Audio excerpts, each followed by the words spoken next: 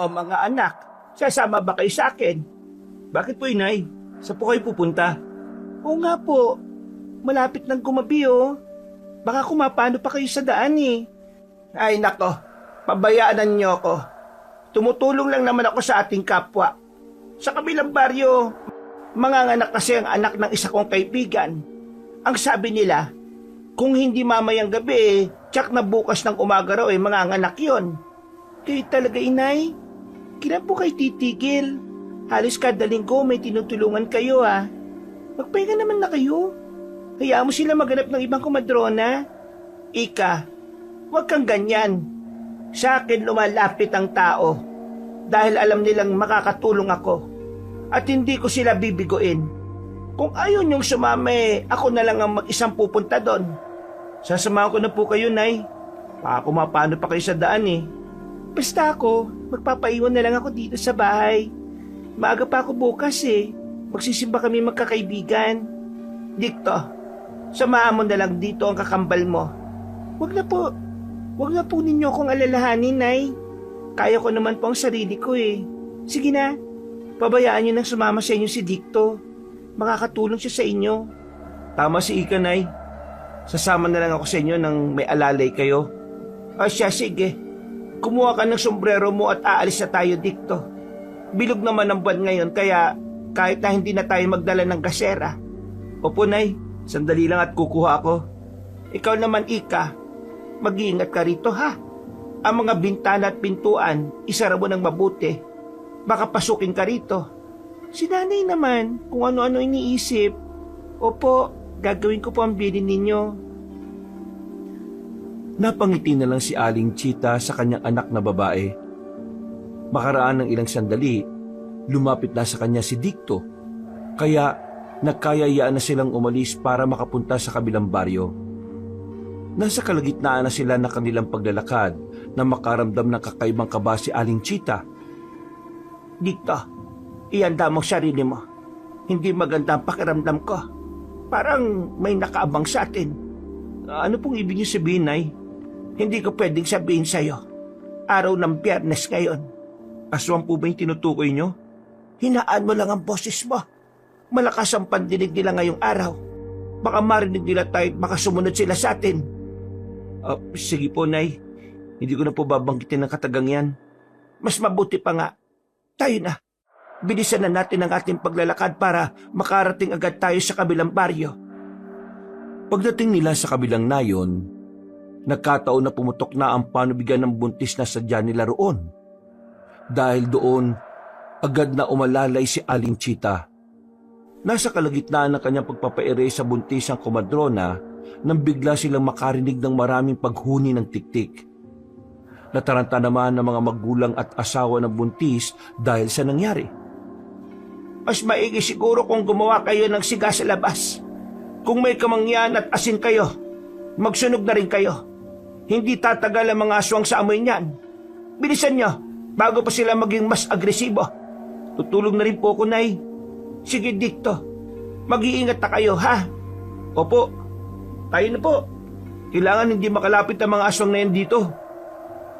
Naunang naglakad ng ama ng asawa ng buntis, kaya sumama na sa kanila si Dicto. Nung nakalabas na sila, sakto ring nailuwal ng buntis ang sanggol. Natuwa naman ang kumadrona dahil hindi siya nahirapan sa kanyang trabaho. Makaraan ng ilang sandali, naamoy na nila ang samyo ng kamangyan. Kaya naisip ni Aling Chita na nakapagsigana sina Dicto sa labas. Nagkwentuhan na lang si Aling Chita at ang kaibigan niyang ina ng buntis hanggang sa makabalik na sina Dicto sa loob ng bahay. Ano? Naitaboy na ninyo ang mga aswang? Hindi ko po alam, Nay, pero bigla rin namang nawala ang ingay sa paligid at ang malansang samoy ng hangin. Nagawa nga ninyo. Mabuti naman at ligtas na nailuwal ang sanggol at hindi siya nakuha ng mga aswang na yon. Kung sino mang mapangahas na ng aswang sa mga tinutulungan ko, balang araw, makakaharap din kami. Ano po, Nay? Nay, tapos na po ang pagpapaanak niyo, di ba? Pwede na rin siguro tayong umuwi, no? Oo, anak. Sa katunayan, uuwi na tayo ngayon. Baka kasi abutan pa tayo ng hating gabi sa daan. Nagpaalam na si Aling Chita sa nanganak at maging sa kanyang kaibigan. Nung nagsisimula na silang dalawa sa paglalakad, nakaramdam ng kakaibang kilabot ang komadrona. Gayunpaman, mas pinili niyang isikreto kay Dicto ang kanyang nararamdaman. Pagdating sa kanilang bahay, saglit na nagpaalam si Aling Chita para gumawa ng siga. Paraan niya yun para hindi siya masundan ng aswang sa tuwing umuwi siya mula sa pagpapaanak ng mga buntis. Pagpasok niya sa kanilang tirahan, "Nay, ano po bang itsura ng aswang? May kakilala ba kayong ganon?" Ay, aswang. Mabalahibo ang kanilang katawan. May nagbabagang mga mata, pangil, at ang iba sa kanila ay may mahabang dila. Ayon sa iba, para makapagpalit sila ng anyo, ipapahid nila sa kanilang katawan ng naorasyon ng langis na hinaluan ng dumi ng manok. Ano po ba yan, Nay? Kakadiri naman. Sa pagkakaalam ko hindi naman totoo yung mga yan Kwento lang sila na ipinalaganap mula pa noong panahon ng Kastila. Kasi kung totoo sila, may nakasalamuhan na po ba kayo? Nakasalamuha? Ay nako, kung alam lang ninyo na marami akong naging karanasan dyan mula pa noong bata ako. Pero siyempre, hindi ko na ikukwento yan sa inyo. Bakit naman po? Araw ng Biyernes daw kasi. Baka marinig tayo ng mga aswang. Sige ka, kapag narinig nila tayo, susugurin nila tayo rito. Oh, bakit parang natatawa ka pa? Hindi lang ninyo alam kung gaano kabangis ang mga aswang. Kung mabangis ang mga leon, higit pa sa 5 ulit ang kanilang bagsik. Sus, maniwala kayo riyan. Basta para sa akin, hindi po sila totoo. Mas totoo pa nga yung mga multo kaysa sa kanila Siguro nga tama si Ika, Nay. Gawa lang naman siguro ang kwento ng mga aswang ng mga taong malilikot ang utak Oo na, hindi ko naman kayo pinipilit na maniwala sa akin. Basta, ipangako nyo sa akin na palagi kayong mag-iingat. Ikaw, Dicto, huwag mong pababayaan ang kakambal mo, ha? At ikaw naman, Ika, mahalin mo rin si Dicto. Opo, Nay. Tatandaan ko po ang sinabi nyo. Nang mga panahong yun, nagpasya silang magpahinga na muna. Saktong pagkalapat ng likod ni Aling Chita sa banig, dinalo siya kagad ng antok. Habang nagpapatianod sa nararamdaman niya, may mga bagay na bumabalik sa kanyang alaala. Hindi na rin niya napigilan na kanyang sarili na mapaluha dahil doon. Nang lumaon, tuluyan na rin siyang nakatulog. Kinabukasan, Nay, aalis po ako Magsisimba lang kami. Uwi kagad ako pagkatapos. Hindi mo ba isasama itong si Dicto? Mukhang ilang buwan na siyang hindi nakakapagsimba. Ano ka ba, Nay Chita? Kailan ba ako nagsimba? Isa pa po, aalis rin po ako. Karawan kasi ng isa kong kaibigan Baka gabihin po ako ng uwi. Baka mag-inuman kasi kami. Ikaw talaga. Puro barkada na lang ang inaatupag mo. Bakit hindi mo sundin tong si Ika? Napaka-religyosa at may takot sa Diyos. Inom ng alak? May sa demonyong gawain na yan Pabayaan niyo na ako, Nay. Alam mo namang masaya ako kapag kasama ko mga barkada ko. Hindi naman po ako nakakalimot sa pagdarasal Huwag po kayo mag-alala, mag-iingat po ako. O siya, sige na. Pero palagi mong tatandaan, ang mga barkada mo, sasamahan ka lang niya sa kasiyahan. Kapag nalagay ka na sa alanganin, nasisiguro kong iiwan ka rin nila. Hindi na sumagot kay Aling Chita ang kanyang anak na lalaki. Na mga panahon na yon, parehong gumayak ang kambal. Naiwan siyang mag-isa sa sala. Napatingin pa siya sa malayo at hindi niya napigilan na kanyang sarili na makapag-isip ng malalim. Makaraan ng halos 10 minuto, nagpaalam na ang 2 anak niya.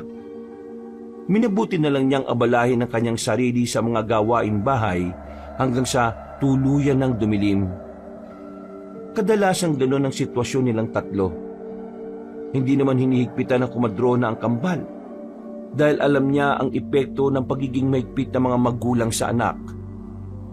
Isang hapon, Nay, may tao po sa labas. Pinapatawag daw po kayo sa kabilang baryo. Ano? Bakit naman? Ano ba nangyari?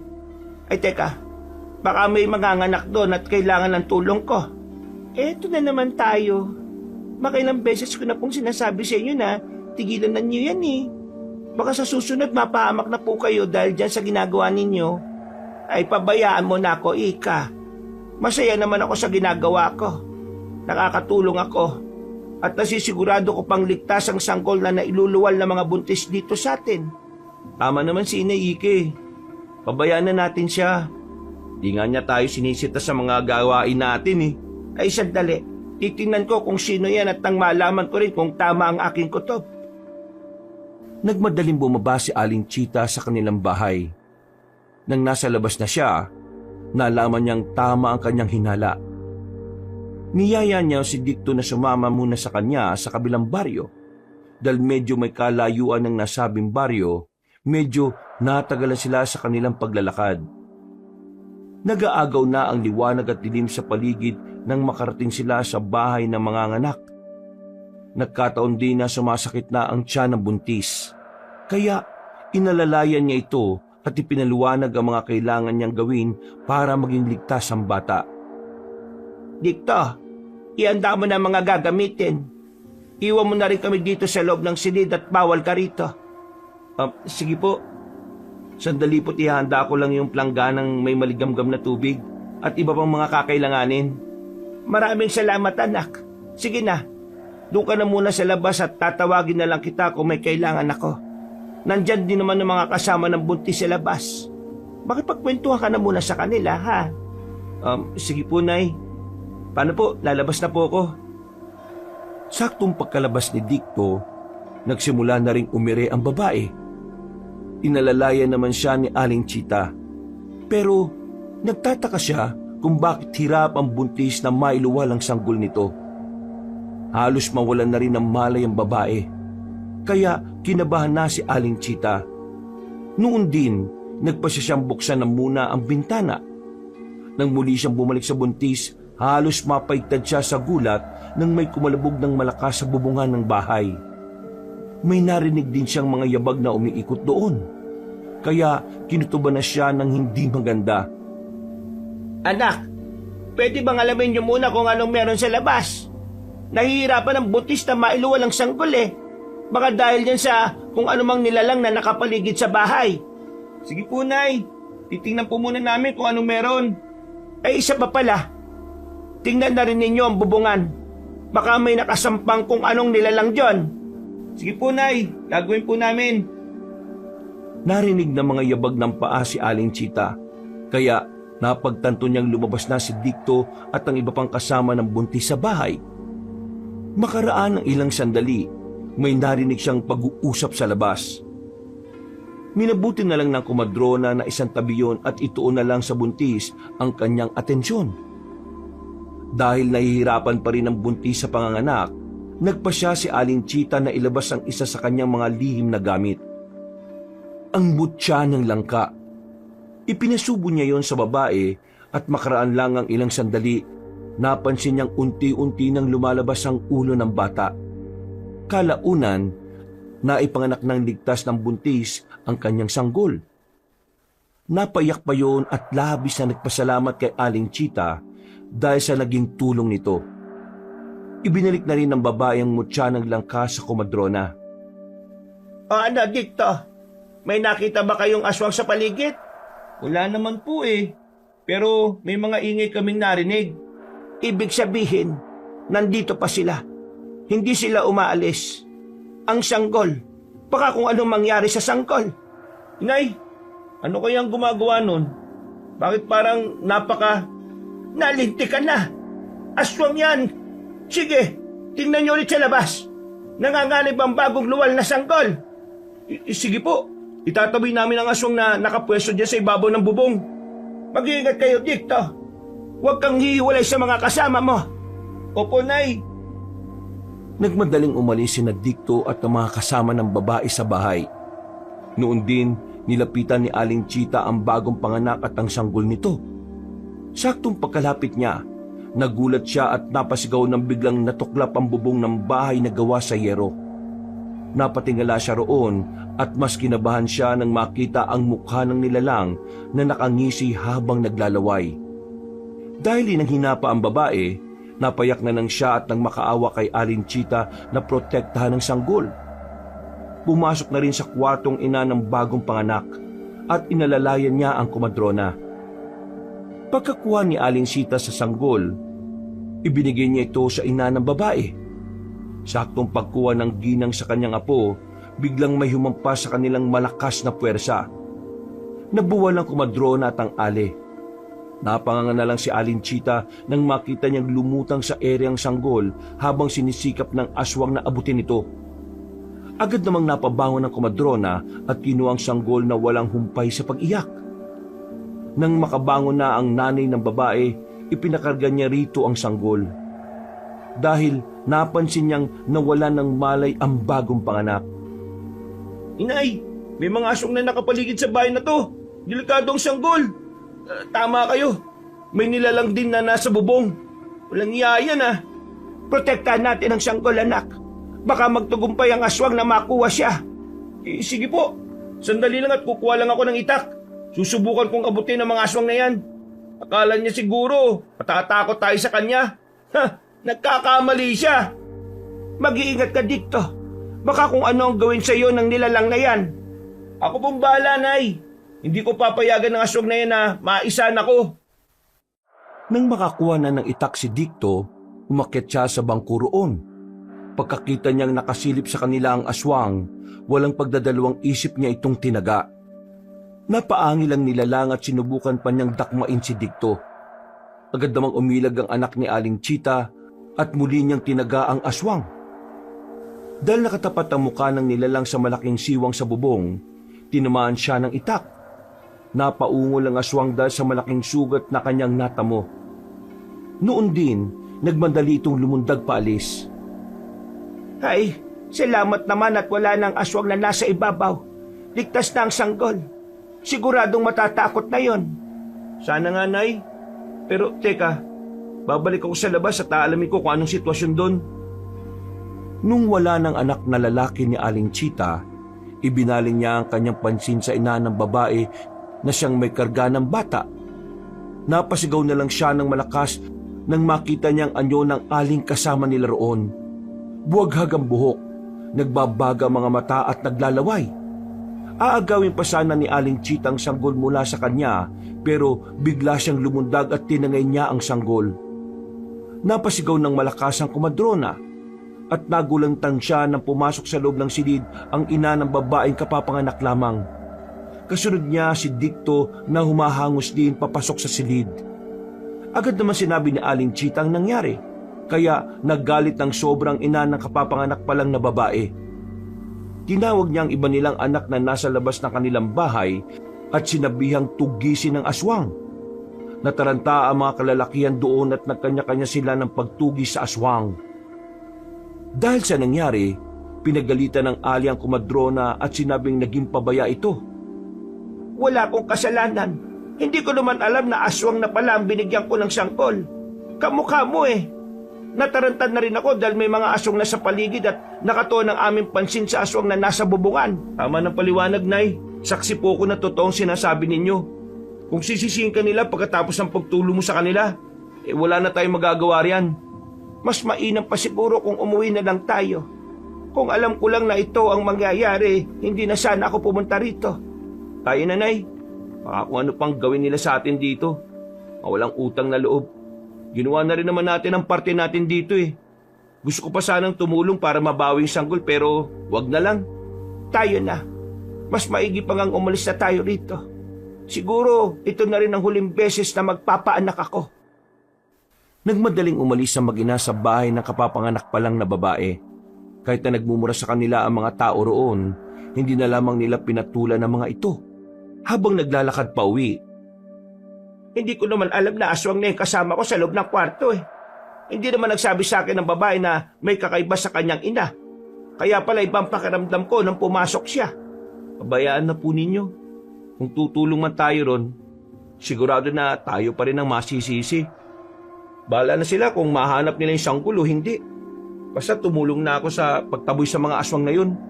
Pero, alam mo anak, nakukonsensya rin ako. Kung hindi ko sana ibinigay ang sanggol sa mapagkunwaring aswang na yun, sana hindi niya nata ngayon. Hayaan nyo na, Nay. Hindi lang naman kayo ang mali eh. May mali rin sila kung bakit nangyari yun. Nang kasama namin sa labas ang nanay ng babae, sana napansin nilang pumasok na pala sa loob ng bahay yung aswang. Pero hindi eh. Kaya nga, kung naabisuhan nila ako, hindi sana naitaboy ko yon. Alam ko naman kung ano ang gagawin ko sana sa ganoong sitwasyon. Basta, di na ako papayag na magpaanak ka pa. Ikaw na nga ang tumulong. Ikaw pa mali sa mga mata nila. Oo na, nakakadala ang mga ganoong tao. Ay, Diyos ko naman. Binilisan nila ang kanilang paglalakad. Nasa kalagitnaan na sila ng kanilang pagbaybay ng daan nang makarinig sila ng mga mabibilis na yabag. Kasunod nito, may narinig na pag-iyak ng sanggol sina Aling Chita. Kinutuban silang baka yun na ang sanggol na tinangay ng aswang. Halika anak, hanapin natin ang sanggol na yun at subukang bawiin sa aswang. Sigurado ako na yan ang dinukot ng aswang at malapit lang dito ang nilalang na tumangay sa kanya. Huwag na po, Nay. Bakit niyo naman po gagawin yun? Pagkatapos sa mga sinabi nilang masasamang salita, ililigtas pa natin ang sanggol? Huwag na. Anak, huwag kang ganyan. Kailangan kung may pagkakataon kang tumulong, gawin mo. Isa pa, wala namang kasalanan ng sanggol. Inosente siya, kaya kailangan natin siyang iligtas. Ay naku naman, Nay. Sige na nga lang.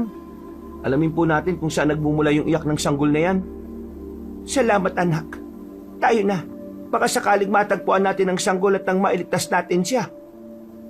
Nasa kalagitnaan sila ng kanilang pag-uusap nang nalaman nilang mula sa loob ng gubat ang iyak ng sanggol na kanilang naririnig. Upang alamin kung nandun nga ang kanilang hinahanap, maingat silang naglakad papasok doon. Habang humahakbang, hindi maiwasan ni Aling Chita na makaramdam ng pangingilabot. Ganun pa man, nagpatuloy siya sa paglalakad hanggang sa makapasok na sila sa loob ng kakahuyan. Magdaan-daan ka dito. Baka marinig tayo ng aswang. Patuloy pa ang pag-iyak ng sanggol. Ibig sabihin, hindi pa siya nilalantakan ng aswang. Opo, Nay. Teka, ano pong gagawin natin? Baka mahuli tayo ng aswang at sa atin pa'y baling yung atensyon niya. Akong bahala. Susubukan kong agawin ang atensyon niya at kapag nakalingon na siya sa akin o kung hahabulin niya ako, kunin mo agad ang sanggol at lumabas ka na rito. Pero delikado po yung naisip niyo, Nay. Alam ko, pero yan lang ang paraan na alam ko. Kinakailangan mailigtas natin ang sanggol. Kargo de konsyensya ko naman yan kung sakaling pababayaan na lang natin siya dito. Kagaya ng kanilang plano, naghintay ng tamang pagkakataon si Aling Chita. Napatingin na lang siya kay Dicto nang marahang naglalakad patungo sa bandang likuran ng aswang. Nung nakapwesto na ang anak niyang lalaki, minabuti ng kumadrona na kunin ang kanyang mutya ng langka. Dahil matalas ang pang-amoy ng aswang, alam niyang maaamoy nito ang nasabing bagay. Nagsimula siyang maglakad. Walang ano-ano. Nakita niyang inambahan ng aswang na kagati ng ulo ng sanggol. Dahil dito, napasigaw siya para kunin ang atensyon ng nilalang. Itinaas niya ang kamay niya na may hawak ng mutya ng langka at naging rason yun para bitiwan ng nilalang ang sanggol. Umangil ang nilalang at napasinghot sa direksyon ni Aling Chita. Nung makita niyang nagawa ng kargahin ni Dicto ang sanggol, mas nilibang niya pa ang aswang. Mabuti na nga lang at tumigil na sa pag-iyak yun. Mabuti na nga lang ay tumigil na sa pag-iyak ang sanggol. Aswang, alam kong isa ang mutya ng langka sa gusto niyong makuha. Eto, kunin mo to sa akin. Kapag naagaw mo, magiging iyo na ito. At po yung ginagawa niyo, Nay? Baka mapahama kayo. Huwag ka matakot. Ako ang bahala. May plano na ako kung ano ang aking gagawin. Sige na, dali mo na sa labas ng kasukalang ito ang sanggol. Iligtas mo siya dito. Paano kayo, Nay? Huwag ka nang magtanong pa. Sundin mo na lang ang sinasabi ko dito. Wala nang nagawa ang anak na lalaki ni Aling Chita. Habang kargang sanggol, tumakbo siya patungo sa labas ng gubat.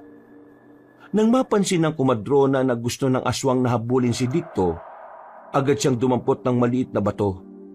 Sumigaw siya at nang muli niyang makuha ang atensyon ng aswang, buong lakas niyang itinapon ang nadampot niyang bato. Napaangil naman ang aswang at tumakbo para hanapin ang inaakala niyang mutya ng langka. Dahil sa nangyari, nagkaroon ng pagkakataon si Aling Chita para tumakas doon. Habang papalabas sa gubat, narinig niya ang malakas na pagsigaw ni Dicto.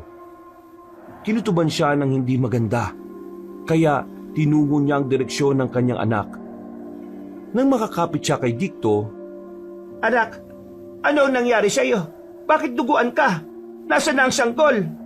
tinangay ng isang aswang ang sanggol. Baka kasama yun ang aswang na nasa loob ng gubat eh. Sinubukan kong protektahan yung bata, pero inatake ako ng nilalang. Inagaw niya sa akin ang sanggol at muntikan pa niya akong kagatin. Buti na lang at ano anak? may isang aswang po na umatake sa nilalang. Hindi ko alam kung bakit parang ipinagtanggol niya ako mula sa aswang na umagaw ng sanggol eh. Mas malakas siya kaysa sa isang nilalang. Diyos ko, sino naman kaya ang aswang na yon at ano ang kanyang pakay? Ay, hindi bale, tayo na. Mas maigi nang umuwi na lang tayo. Paano po yung sanggol? Akala ko ba gusto niyo siyang iligtas? Sigurado ako na magiging pagkain niyo ng dalawang aswang. Wag mo nang isipin. Sinubukan naman nating iligtas, di ba? Baka kung ano pa mangyari sa iyo rito. Sugatan ka na oh. Napabuntong hininga na lang si Aling Chita nang pumayag ang kanyang anak sa kagustuhan niya.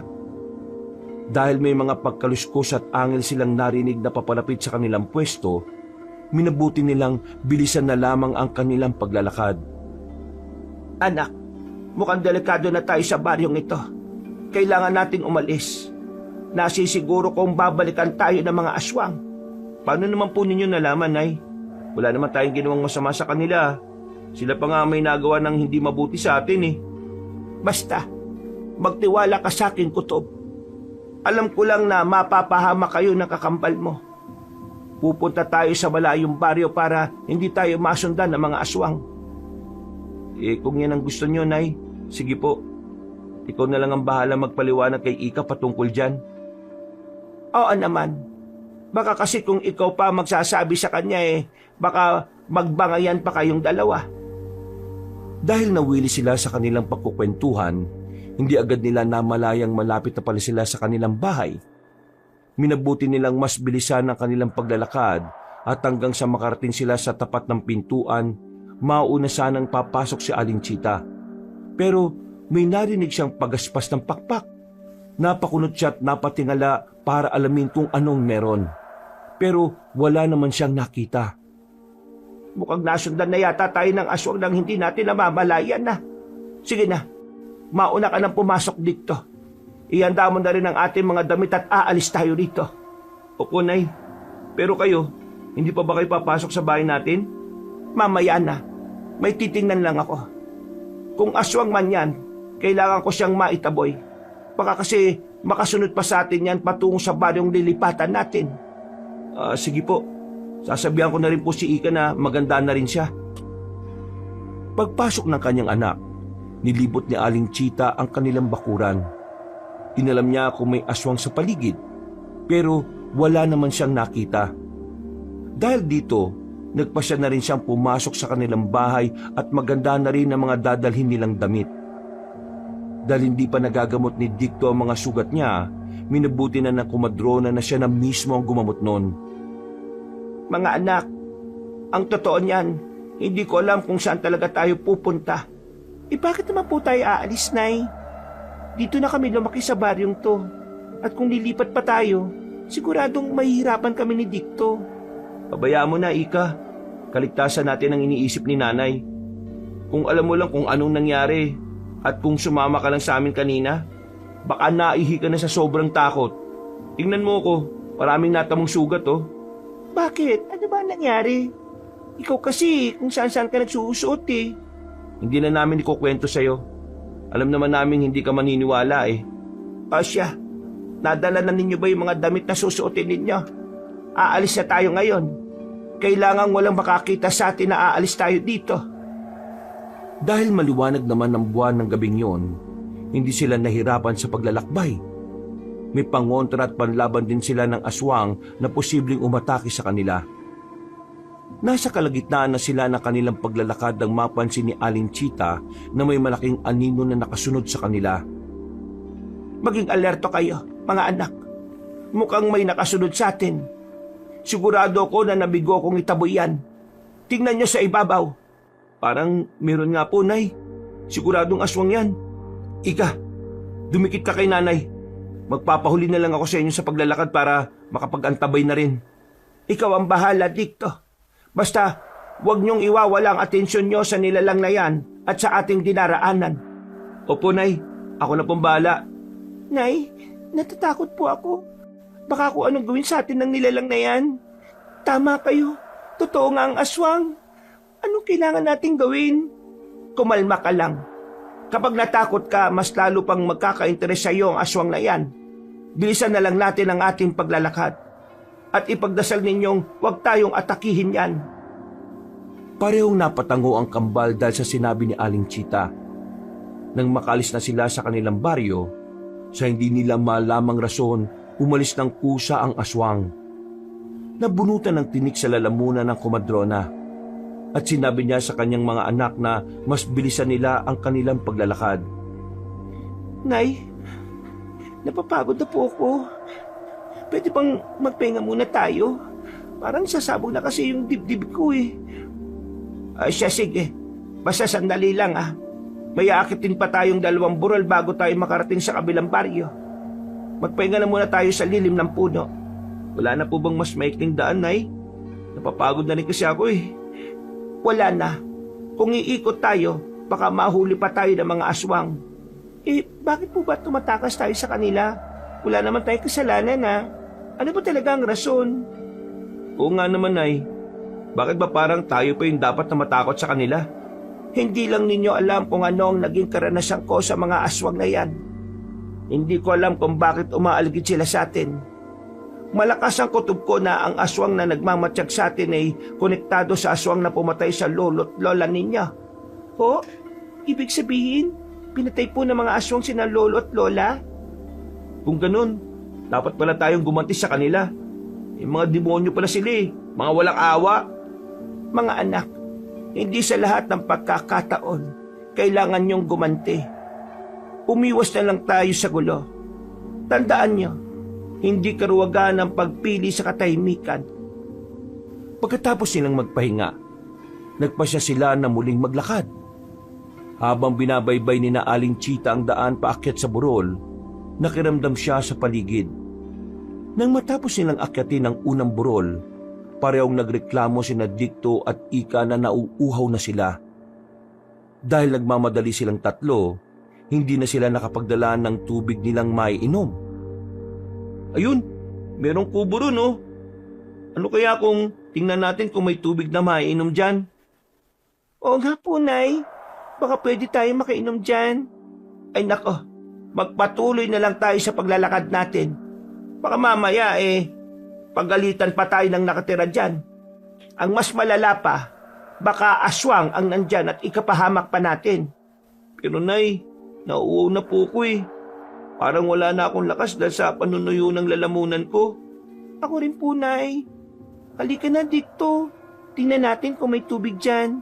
Iinom lang tayo saka aalis din kagad. Wag na. Doon na lang tayo maghanap sa kabilang baryo. Sigurado ako na meron din namang... Ay nako. Wala nang nagawa si Aling Chita kung hindi ang sundan na lang ang kanyang mga anak. Dahil nakaramdam siya ng kaba, inihanda na lang niya ang kanyang sarili sa kung anumang posibleng mangyari. Nakita niya pumasok sa bandang kusina ang mga anak niya, kaya sumunod na rin siya ron. Papasok na rin sana siya pero bigla siyang natigilan nang may marinig siyang ingay sa loob ng kubo. Sino yan? Kung ano mang nilalang kayo, umalis na kayo rito sa bahay ko. At baka pagsisiyan niyo, hindi niyo alam kung sinong sinusubukan ninyo. Wag po. Pasensya na po kung pumasok kami rito nang walang paalam. Huwag po niyo kaming sasaktan. Mangingi lang po sana kami ng tubig. Nauuhaw po kasi kami. Hindi kayo mga aswang. Ikaw babae, bakit parang ibang aura mo? Hindi kami mga aswang. Pasensya na ho kayo. Nauuhaw lang kasi ang kambal kong anak. Pipigilan ko sana pero hindi sila nagpaawat. Eh bakit kayo narito? Anong oras na? Naglalakbay pa rin kayo? Mahabang kwento.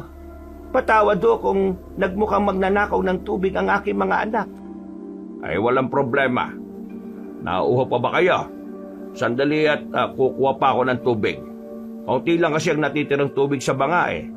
Oh, eto. Maraming salamat. Ay, ako nga pala si Chita. At itong kambal kong anak, si Dicto at Ika. Ay ako naman si Mianong. Tandang Mianong ang tawag nila sa akin. Eh matanda na kasi ako eh. Pagpasensyahan nyo na ako ha. Nasanay kasi akong may mga nilalang na dadako rito para subukan ng aking kakayahan bilang isang albularyo. Isa po kayong albularyo? Nay, baka pwede tayong makahingi ng tulong sa kanya. Huwag na anak, baka maging distorbo lang tayo sa kanya. Ay ano bang tulong ang kailangan ninyo? Huwag niyong sabihin na distorbo lang kayo. Ang pagtulong ko ay walang pinipiling oras. Nang maramdaman ni Aling Chita na bukal naman sa loob na matandang albularyo ang kanyang sinasabi, ikinuwento nito ang naging karanasan nila. Nakaramdam naman ng awa si Tandang Mianong sa kanila at nagpasya itong patuloyin ng 3 sa kaniyang munting kubo. Dahil parehong nakaramdam ng pagod sina Dicto at Ika, pagkalapat pa lang ng kanilang likod sa banig, agad silang nakatulog. Samantala, nanatili namang gising si Aling Chita at Tandang Mianong. Wala naman akong kasama rito sa bahay. Kung gusto nyo, dito na lang kayo manatili. Para naman kung wala ako at nagmimisyon, merong tao rito. Sigurado ho bang ayos lang sa inyo? Sa katunayan nga ho, hindi ko talaga alam kung saan ko dadalhin ang kambal kong mga anak. Natatakot din naman akong manatili sa aming nayon. Huwag ka mag-alala. Hanggat dito kayo sa aking bahay, walang makakapanakit sa inyo dito. Maraming salamat ho talaga. Hindi ko alam kung paano ko makakabawi sa inyo. Huwag mo nang isipin yon. Ang importante, ligtas kayo. Makalipas ang humigit kumulang 1 oras na pagkukwentuhan patungkol sa kanilang buhay, nagpasya na si Aling Chita na matulog. Dahil nasa bahay siya ng isang albularyo, nakampante siyang hindi na sila masusundan ng mga aswang. Magmula rin noon, unti-unti nang natutong manggamot si Aling Chita. Dahil siya na ang umaalalay sa matandang albularyo. Dahil naging abala siya, hindi na niya natutukan sina Dicto at Ika. Isang gabi, Dicto, bakit mag-isa ka lang dito? Nasaan ang kakambal mo? Pinabayaan mo na naman bang gumala? Wala naman siyang pwedeng puntahan dito ah. Hindi ko po alam na eh. Naging abala kasi ako sa pagsisibak ng kahoy na panggatong doon sa likod bahay. Ay Diyos ko naman, sana tiningnan mo siya. Alam mo naman na parang hindi yung makapirmi sa loob ng bahay eh. Teka, saan ba siya posibleng pumunta? Sa ilog. Baka pumunta siya sa ilog. Yun lang naman ang pwede niyang puntahan dito eh. Saan ba banda ang ilog na yon, Tandang Mianong? Doon sa Hilaga. Merong ilog doon na nagmumula pa sa mataas na bahagi ng bayang ito. Halika Dicto. Kailangan mahanap natin ang kakambal mo. Baka kung napano na siya. Ay Diyos ko, wag naman sana siyang maabutan ng aswang at mabiktima. Sige, sasama ako sa inyo. Hindi nyo kabisadong lugar na ito, baka kung mapano pa kayong dalawa. umalis agad silang 3. Dahil madilim ang paligid, nagkanya-kanya sila ng dala ng kanilang sulo at itak. Habang naglalakad, naging panay ang pagtawag ni Aling Chita kay Ika.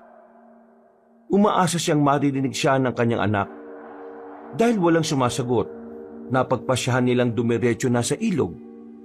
Nang naroon na sila, humiwalay si Tandang Mianong kina Aling Chita para masuwid agad nila ang nasabing ilog. Dicto, wala ka bang naamoy? Mukhang may kung anong malansa sa bahaging yon. Parang dugo. Malansa po? Wala naman ah. Doon ka humarap banda sa malaking punong yan.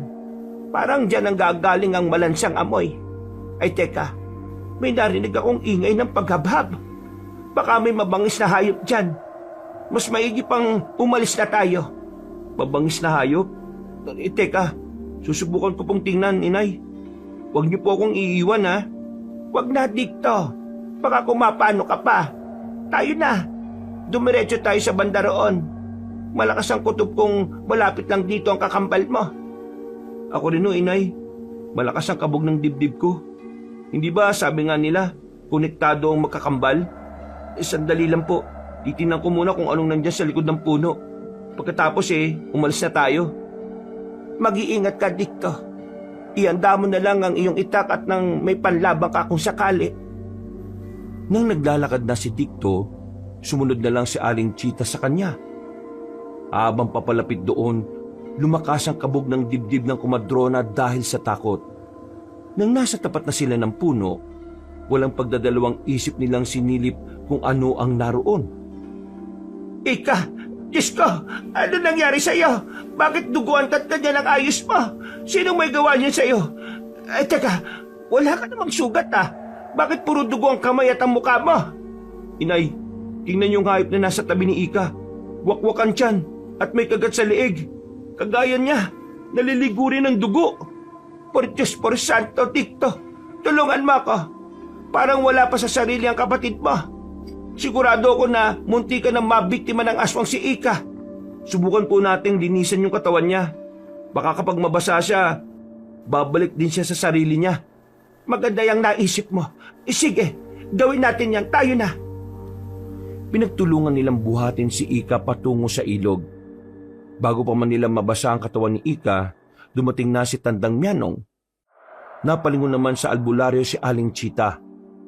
At sinabi kung ano ang sitwasyon ni Ika nang matagpuan nila.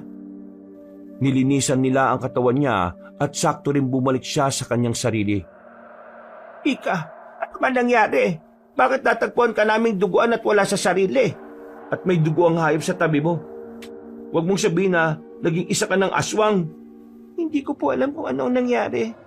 Basta ang huling natatandaan ko naglalakad lang ako pa uwi. Tapos parang nagpabalik-balik lang ako sa dinaraanan ko. Kung hindi ako nagkakamali, pinaglaruan ka ng mga engkanto. Mabuti na lang at natagpuan ka ng nanay at kapatid mo. Ang ibang naliligaw sa lugar na ito hindi na natatagpuan pa at nababaon na lang sa limot sa paglipas ng panahon. Salamat sa Diyos at nakita ka namin. Hindi namin alam kung ano ang aming gagawin kung sakaling hindi ka makakauwi. Pero teka, bakit may dugo ang hayop sa tabi mo? At pati ikaw duguan din. Hindi ko rin po alam. Kanina kasi may narinig akong ingay na parang asong umaangin. Mabuti na lang talaga at hindi ako nilapan ng kung anumang mabangis na hayop na yon. Mas mabuti pa, umuwi na tayo nang makapagpahinga ka, Ika. Titingnan na rin kita sa tawas at nang malaman natin kung ano ang gumawa niyan sa'yo. Naku po, wag na. Tandang Mianong, baka makaabala pa ako sa inyo Magpapahinga na lang po ako nang makabawi ng lakas. Baka napagod lang ako kaya nakatulog ako sa lilim ng puno. Nagkasundo silang apat na bumalik na lang sa kubo ni Tandang Mianong. Nasa kalagitnaan na sila ng kanilang paglalakad nang biglang matigilan si Aling Chita. Natigilan din si Tandang Mianong at napatitig sa paligid. Walang ano-ano, may narinig silang kaluskos na papalapit sa kanilang pwesto. Chita, magtago muna kayo ng mga anak mo. Mukhang may mga kalaban sa paligid. Anong ibig mong sabihin, Tandang Mianong? May mga aswang ba sa paligid? Oo, at pakiramdam ko, marami sila. Sige na, magtago na muna kayo para maging ligtas kayo. Sandali lang. Kakailanganin mo ang tulong ko, Tandang Mianong. Kung haharapin mo ang mga yan, haharapin ko rin sila. Ako din po. Gusto kong tumulong. Minsan na rin akong tumulong sa pagtataboy ng aswang Kaya alam ko makakaya ko sila. Wag na. Mga karaniwang aswang lang naman yan. Sige na, magtago na kayo at nandyan na sila. Sige na nga lang. Pero sumigaw ka lang kung kailangan mo ng tulong ha. Tayo na at doon tayo magtago sa mayabong na halaman. Bilisan natin mga anak. Habang nagtatago, iginala niya ang kanyang paningin sa paligid. at minabuti niyang matyaga ng mga ingay na naririnig niya.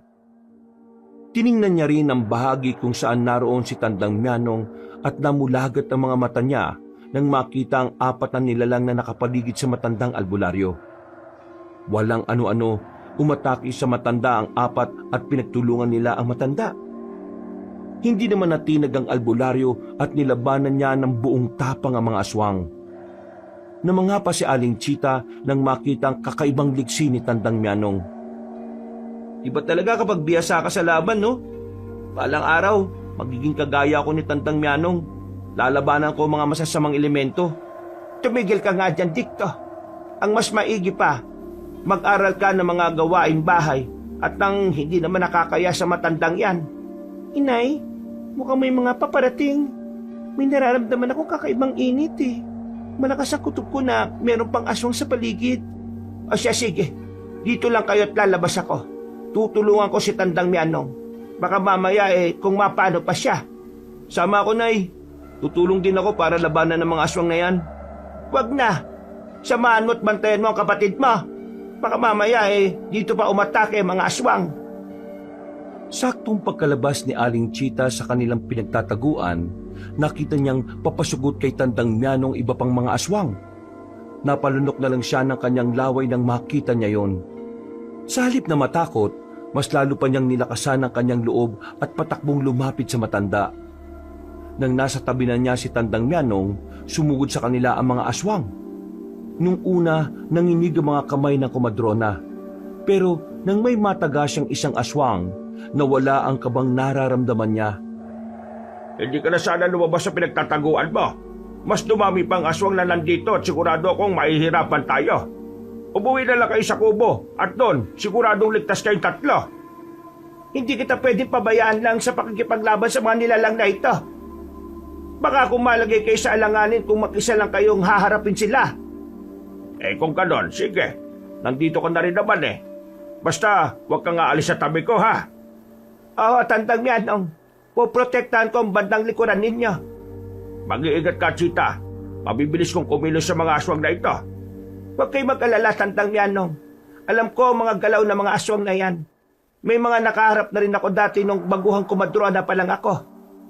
Siya, sige, pero kapag tumaga ka, kailangan sa mga bahaging hindi nila malalawayan, ha? Para hindi gagaling ang sugat nila. Kung mamalasin sila, mamamatay na lang ang mga aswang na yan pagkatapos ng ilang araw. Nang nasa kalagitnaan na sila na kanilang pakikipaglaban sa aswang, nang makita ni Aling Chita si Dikto na lumabas na sa kanyang pinagtataguan. Sinenyesan niya itong bumalik pero hindi nakinig ang anak niyang lalaki. Tumakbo ito patungo sa kanila ni Tandang Mianong. Dahil sa ingay na nagawa niya, ibinaling ng ibang aswang ang kanilang pansin kay Dikto. Kinutuban naman ng hindi maganda si Aling Chita roon, kaya mas pinag-igihan niya ang pakikipaglaban sa mga aswang na kaharap nila ni Tandang Mianong. Nang iilang aswang na lang ang kaharap nila, muli niyang ibinaling ang kanyang pansin kay Dikto. Chita, tingnan mo ang anak mo. Kakaiba ang kanyang bilis. Parang isa siyang aswang kung kumilos. Yan nga ang aking napansin, Tandang Mianong. Sige, siguraduhin na rin natin patay ang mga ito bago tayo umalis. Teka, si Ika. Baka kung ano na nangyari sa kanya. Tingnan mo muna ang anak mong babae. Ako na tatapos rito. Siguraduhin mo ligtas siya. Sige, maraming salamat, Tandang Mianong. Pagkarating ni Aling Chita sa kanilang pinagtataguan, nanlumo siya nang malamang wala roon si Ika. Iginala niya ang kanyang paningin sa paligid, pero hindi niya natagpuan ang anak niyang babae. Napatitig siya kay Dikto para sana tanungin ito ng pasigaw, pero natigilan siya at namangha sa nangyari. Nakita niyang lalo pang nag-iba yung lakas at liksi ng kanyang anak. Nagawa nitong ibalibag ang 3 aswang ng sabay-sabay at mabilis na sinugod ang iba pa. Makaraan lang ang ilang sandali, naibuwal niya ang kanyang mga kalaban at binali ang kanilang mga buto nang walang kahirap-hirap. Dikta, ang kapatid mo, nawawala na naman. Sinabi ko naman sa iyo, hindi mo na sana siya iniwan. Ano po? Diyan lang sa kanina. Sinabihan ko naman siyang huwag nang lalabas dahil delikado. Halika na, kailangan mahanap natin siya bago tayo umuwi. Oh, bakit? Ano ba ang problema? Nakaalis na naman ba si Ika? Saan naman kaya siya pupunta? Hindi po namin alam. Sinabihan ko naman siyang huwag lalabas eh. Ang tigas talaga ng ulo ng Ika na yan. Napaka-relihiyosa pero ganyan ang ugali. Ay nako, humanda siya sa akin kapag nakita natin siya. O inay, ang presyon ng dugo nyo ha. Kumalma na muna kayo. Mas maigi pa siguro dito muna tayo at ako nang bahalang maghanap sa kakambal ko. Abay, mas mabuti pa nga, Dikto. Pagod na rin naman ang inay mo sa pakikipaglaban. Buti ka pa, parang manilang sa'yo yung nakaharap mong mga aswang eh. Aroy! Ang sakit ng mga kasukasuan ko, Diyos ko! O sige po, magpahinga na po muna kayo dito. Babalik ako na kasama si Ika. Huwag kayong mag-alala. Tiningnan na lang ni Aling Chita ang anak niya habang papalayo ito. Nang wala na si Dikto, ibinaling niya ang kanyang pansin sa matanda ng mga sandaling yun dahil inihingal sa nangyaring labanan. Habang nakikipagkwentuhan sa matandang albularyo, naging alerto sila sa kanilang paligid. Hindi pa rin nawala kay Aling Chita ang posibilidad na baka may mga aswang pang susugod sa kanila. Alam mo, Chita, nakita ko kung paano lumaban si Dikto kanina. Parang hindi siya normal na tao kung gumalaw. Parang isa siyang tabong awan. Maliksi at parang tubig kung gumalaw. Tabong awan? Ano ho yun? Sila mga gabunang uri ng aswang. Maliliksi sila kung gumalaw at mas nag-iibayo ang kanilang lakas kapag nadadampian ng liwanag ng buwan ng kanilang balat. Ibig mong sabihin, isang aswang ang anak ko? Ngunit papaanong Sa nakikita ko sa kanya, hindi naman siya isang aswang. Nagtaka nga ako kung bakit ganun siya kung makipaglaban. Pero, alam mo, sa babaeng anak mo, may kakaiba akong nararamdaman sa kanya. May malakas siyang aura, kaya hindi ako nakakatagal sa pagtitig sa kanya. Ano ho bang ibig niyong sabihin, Tandang Yanong? Hindi ko lang masabi pero parang hindi rin siya isang karaniwang tao. Pakiramdam ko, may malakas na kapangyarihang nakatago sa loob niya, Chita. Teka, hindi naman siya naghihibasok ako sa buhay ninyo, ano?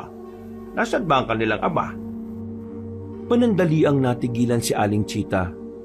Lumakas ang kabog ng kanyang puso dahil sa naging tanong sa kanya na matandang albularyo. Akmang magsasalita na sana siya nang makita niya ang kambal niyang mga anak na papalapit sa kanilang kinaroroonan. Napabuntong hininga na lang si Aling Chita dahil kasama ni Dikto si Ika. Mga anak, Dikto, buti na lang at nakita mo si Ika. Ay nako, ikaw talaga saan ka ba na naman nagpunta? Bakit basa ka? Alam mo namang delikado ang ating sitwasyon dito sa labas ah.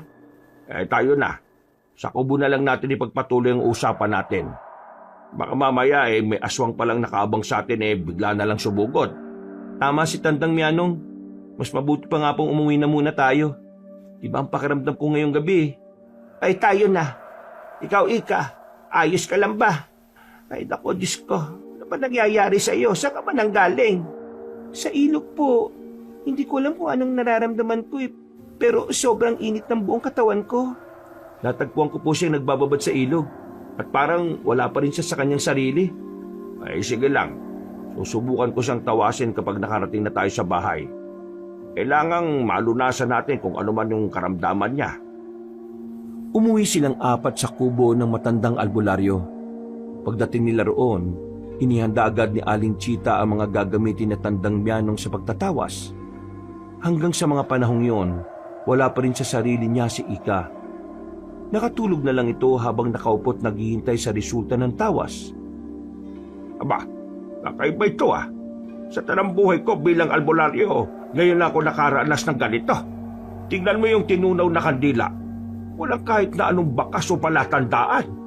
Hindi po ba ibig sabihin niyan walang karamdaman si Ika? Hindi, Chita. May karamdaman man o wala, dapat may mga imaheng mabubuo sa kandila. Pero ito, wala eh. Parang may humaharang sa aking kakayahan. Paano na yan ngayon? Anong gagawin natin? Kailangan malaman natin kung anong nangyayari sa anak ko. Ay, huwag ka mag-alala. Uulitin ko ng kahit ilang beses ang pagtatawas para malaman ang resulta nito. Hindi tayo susuko. Napatango na lang si Aling Chita sa albularyo. Ilang beses ngang inulit ni Tandang Mianong ang pagtatawas, pero wala kahit na anumang imahe ang naroon. Sinubukan pa niya ang ibang pagtatawas na alam niya, pero wala talaga siyang makuhang resulta. Bukas na lang po ulit, Tandang Mianong. Mas mabuti siguro kung magpahinga na muna tayo. Tulog na rin naman si Dicto at itong si Ika nakaidlip na rin. Oo, mas mabuti pa nga, Aling Chita. Siguro dala lang ito ng pagod, kaya nangihina na ang aking poder. Yan siguro ang rason kung bakit wala akong makita sa tawas. Siguro nga ho. Sana bukas, kapag sinubukan nyo ulit, may makita na kayo. Ay sige na, Chita. Mauna ka na matulog at ako nang bahalang magligpit nito. Dahil sa sobrang pagod niya, pagkalapat ng kanyang likuran sa banig, agad siyang nakatulog ng mahimbing. Kinabukasan, pagmulat niya ng kanyang mga mata, ay naabutan niya si Tandang Mianong na nagbabasa ng isang itim na libro. Nagtaka si Aling Chita, kaya nilapitan niya ang matandang albularyo at bago niya ito kausapin, nilingon muna niya ang dalawang anak niya. Napabuntong hininga na lang siya nang makita niyang himbing pa rin sila sa pagtulog. Nakaiga sa banig si Dicto, samantalang si Ika naman ay nasa mahabang bangko. Magandang umaga ho, Tandang Mianong. Ay abay, gising ka na pala, Chita. Oho. Ano ho bang binabasa ninyo? Mukhang may pinag-aaralan kayo Ay wala ito, Chita. Sinusubukan ko lang alamin kung ano ang kondisyon ng mga anak mo at kung ano ang koneksyon nila sa Tabong Awan. May nakita po ba kayo o nabasa? Teka, saan ba galing yung libro ninyo? Parang balat ng hayop ang pabalat Sa katunayan, wala akong makita o mabasa patungkol sa kalagayan ng mga anak mo. Pero may isang pahina rito sa librong ibinigay sa akin ng aking kaibigang Engkanto na nagsasalaysay patungkol sa mga tabong awan at maging ang propesiya ng kanilang angkan. Ano bang propesiya ang tinutukoy niyo, Tandang Mianong? Yan ang hindi ko pa alam. Mamayang hapon, aalis ako at susubukan kong magtanong sa mga kaibigan ko patungkol doon. Isa pang nabanggit dito sa libro hindi nang hahawa ang tabong awan. Sa halip, nagiging tabong awan lang ang isang tao kapag may dugo siyang ganon. Pero malabo naman maging tabong awan ng kambal kong anak, hindi pa? Ikaw lang ang makakaalam niyan, Chita. Basta, ang masasabi ko lang, kakaiba ang kambal mo. May kung anong nandyan sa loob nila na hindi pa nila natutuklasan na maigi. Kung ano man yan, Tandang Mianong, ipagdarasal ko na sana hindi yun makakasama sa kanila. Sana nga, Chita. Sana nga. Siya nga pala. Nakapagluto na ako ng agahan, ha? Kung gutom kayo, kumain na lang kayo mamaya. O paano, aalis muna ako. At hindi ako sigurado kung anong oras ako makakauwi. Bakit to? Sige, mag-iingat po kayo. Ako na muna ang bahala rito. Salamat, Chita. Aalamin ko ang kalagayan ng mga anak mo. Malakas ang kutob ko na sila rin ang rason kung bakit lumalapit sa inyo mga aswang Ang ikinatatakot ko lang, baka ang mismong tabong awan ang may pakana ng lahat ng ito. Sana nga'y mali ang kutob ninyo, Tandang Mianong. Hindi ko na alam kung anong gagawin ko para lang maprotektahan ng mga anak ko. Pagkatapos ng kanilang pag-uusap, nagpaalam muna si Aling Chita para magpahangin sa labas ng kubo. Ang matandang albularyo naman ay nagpatuloy sa pagbabasa ng aklat sa pag-asang may makukuha siyang impormasyon. Nang nasa labas na si Aling Chita, nag-isip siya ng malalim. Lumakas ang kabog ng kanyang dibdib habang inaalala ang mga nangyari. Alam niyang papalapit na ang araw na pinakakinatatakutan niya, kaya kinakailangan niyang maghanda. Napalingon na lang siya nang marinig niya ang wika ng albularyo. Nagpaalam na itong aalis at iniwan ito kay Aling Chita ang tabak niya. Iwan ko sa iyo ang tabak para may proteksyon ka, ha? Huwag mo nga hayaang makalabas sa mga anak mo makalayo. Malakas ang pakiramdam kong umaaligid lang ang mga aswang. Nako, Diyos ko. Baka po kung ano mangyari sa amin dito, Tandang Mianong. Ano bang pwede namin gawin? Huwag lang kayong lalabas sa kubo ko. May pangontra na rin akong inilagay sa paligid nito. Kaya hindi kayo mapapasok ng aswang. Ipagdasal na lang ninyo na hindi tabong araw ang papasok dahil walang silbi ang anumang orasyon at kung anumang pangontra sa kanila. Ay, naku naman. Paano na lang ito? Baka may masamang mangyari sa kambal ko. Wala kang dapat na ikatakot, Chita. Nakita mo naman kung paano makipaglaban si Dicto. Alam kong hindi niya kayo pababayaan. Sisiw lang sa kanya ang mga aswang na yan kung sakali. Matapos magwika noon si Tandang Mianong, umalis na siya. Napalunok na lang ng kanyang laway si Aling Chita. Napalingon siya sa kubo at nang maalala niya ang kanyang mga anak, bumalik siya sa loob ng kanilang bahay. Sakto ring gising na ang kambal niya. Kaya sinabi niya sa kanila ang pag-alis ni Tandang Mianong. Nakita naman ni Aling Chita na hindi nababahala ang dalawa. Dahil sa nangyari ng nagdaang gabi, minabuti nilang huwag na munang lumabas sa kubo. Inabala nila ang kanilang sarili sa mga gawain doon hanggang sa tuluyan ng dumilim ang paligid. Pagtapos silang maghapunan, naglatag agad sila ng banig. Sakto pagkahiga ng tatlo, may narinig silang mabibilis na yabag at pagsigaw. Sigurado ako na si Tandang Myong yan. Halika kayo, baka kailangan niya ng tulong natin. Sige po, baka inahabol po siya ng mga aswang. Kayo na lang po ni Dictong lumabas, inay. Nanghihina pa rin ang katawan ko eh. O siya, Dicto. Sige na't baka kung mapano pa siya. Sigurado ako na tayo ang tunay na pakay ng mga aswang na yan. Ayun, parang siya yun, inay. Tama pong hinala natin. May mga nilalang ang humahabol sa kanya.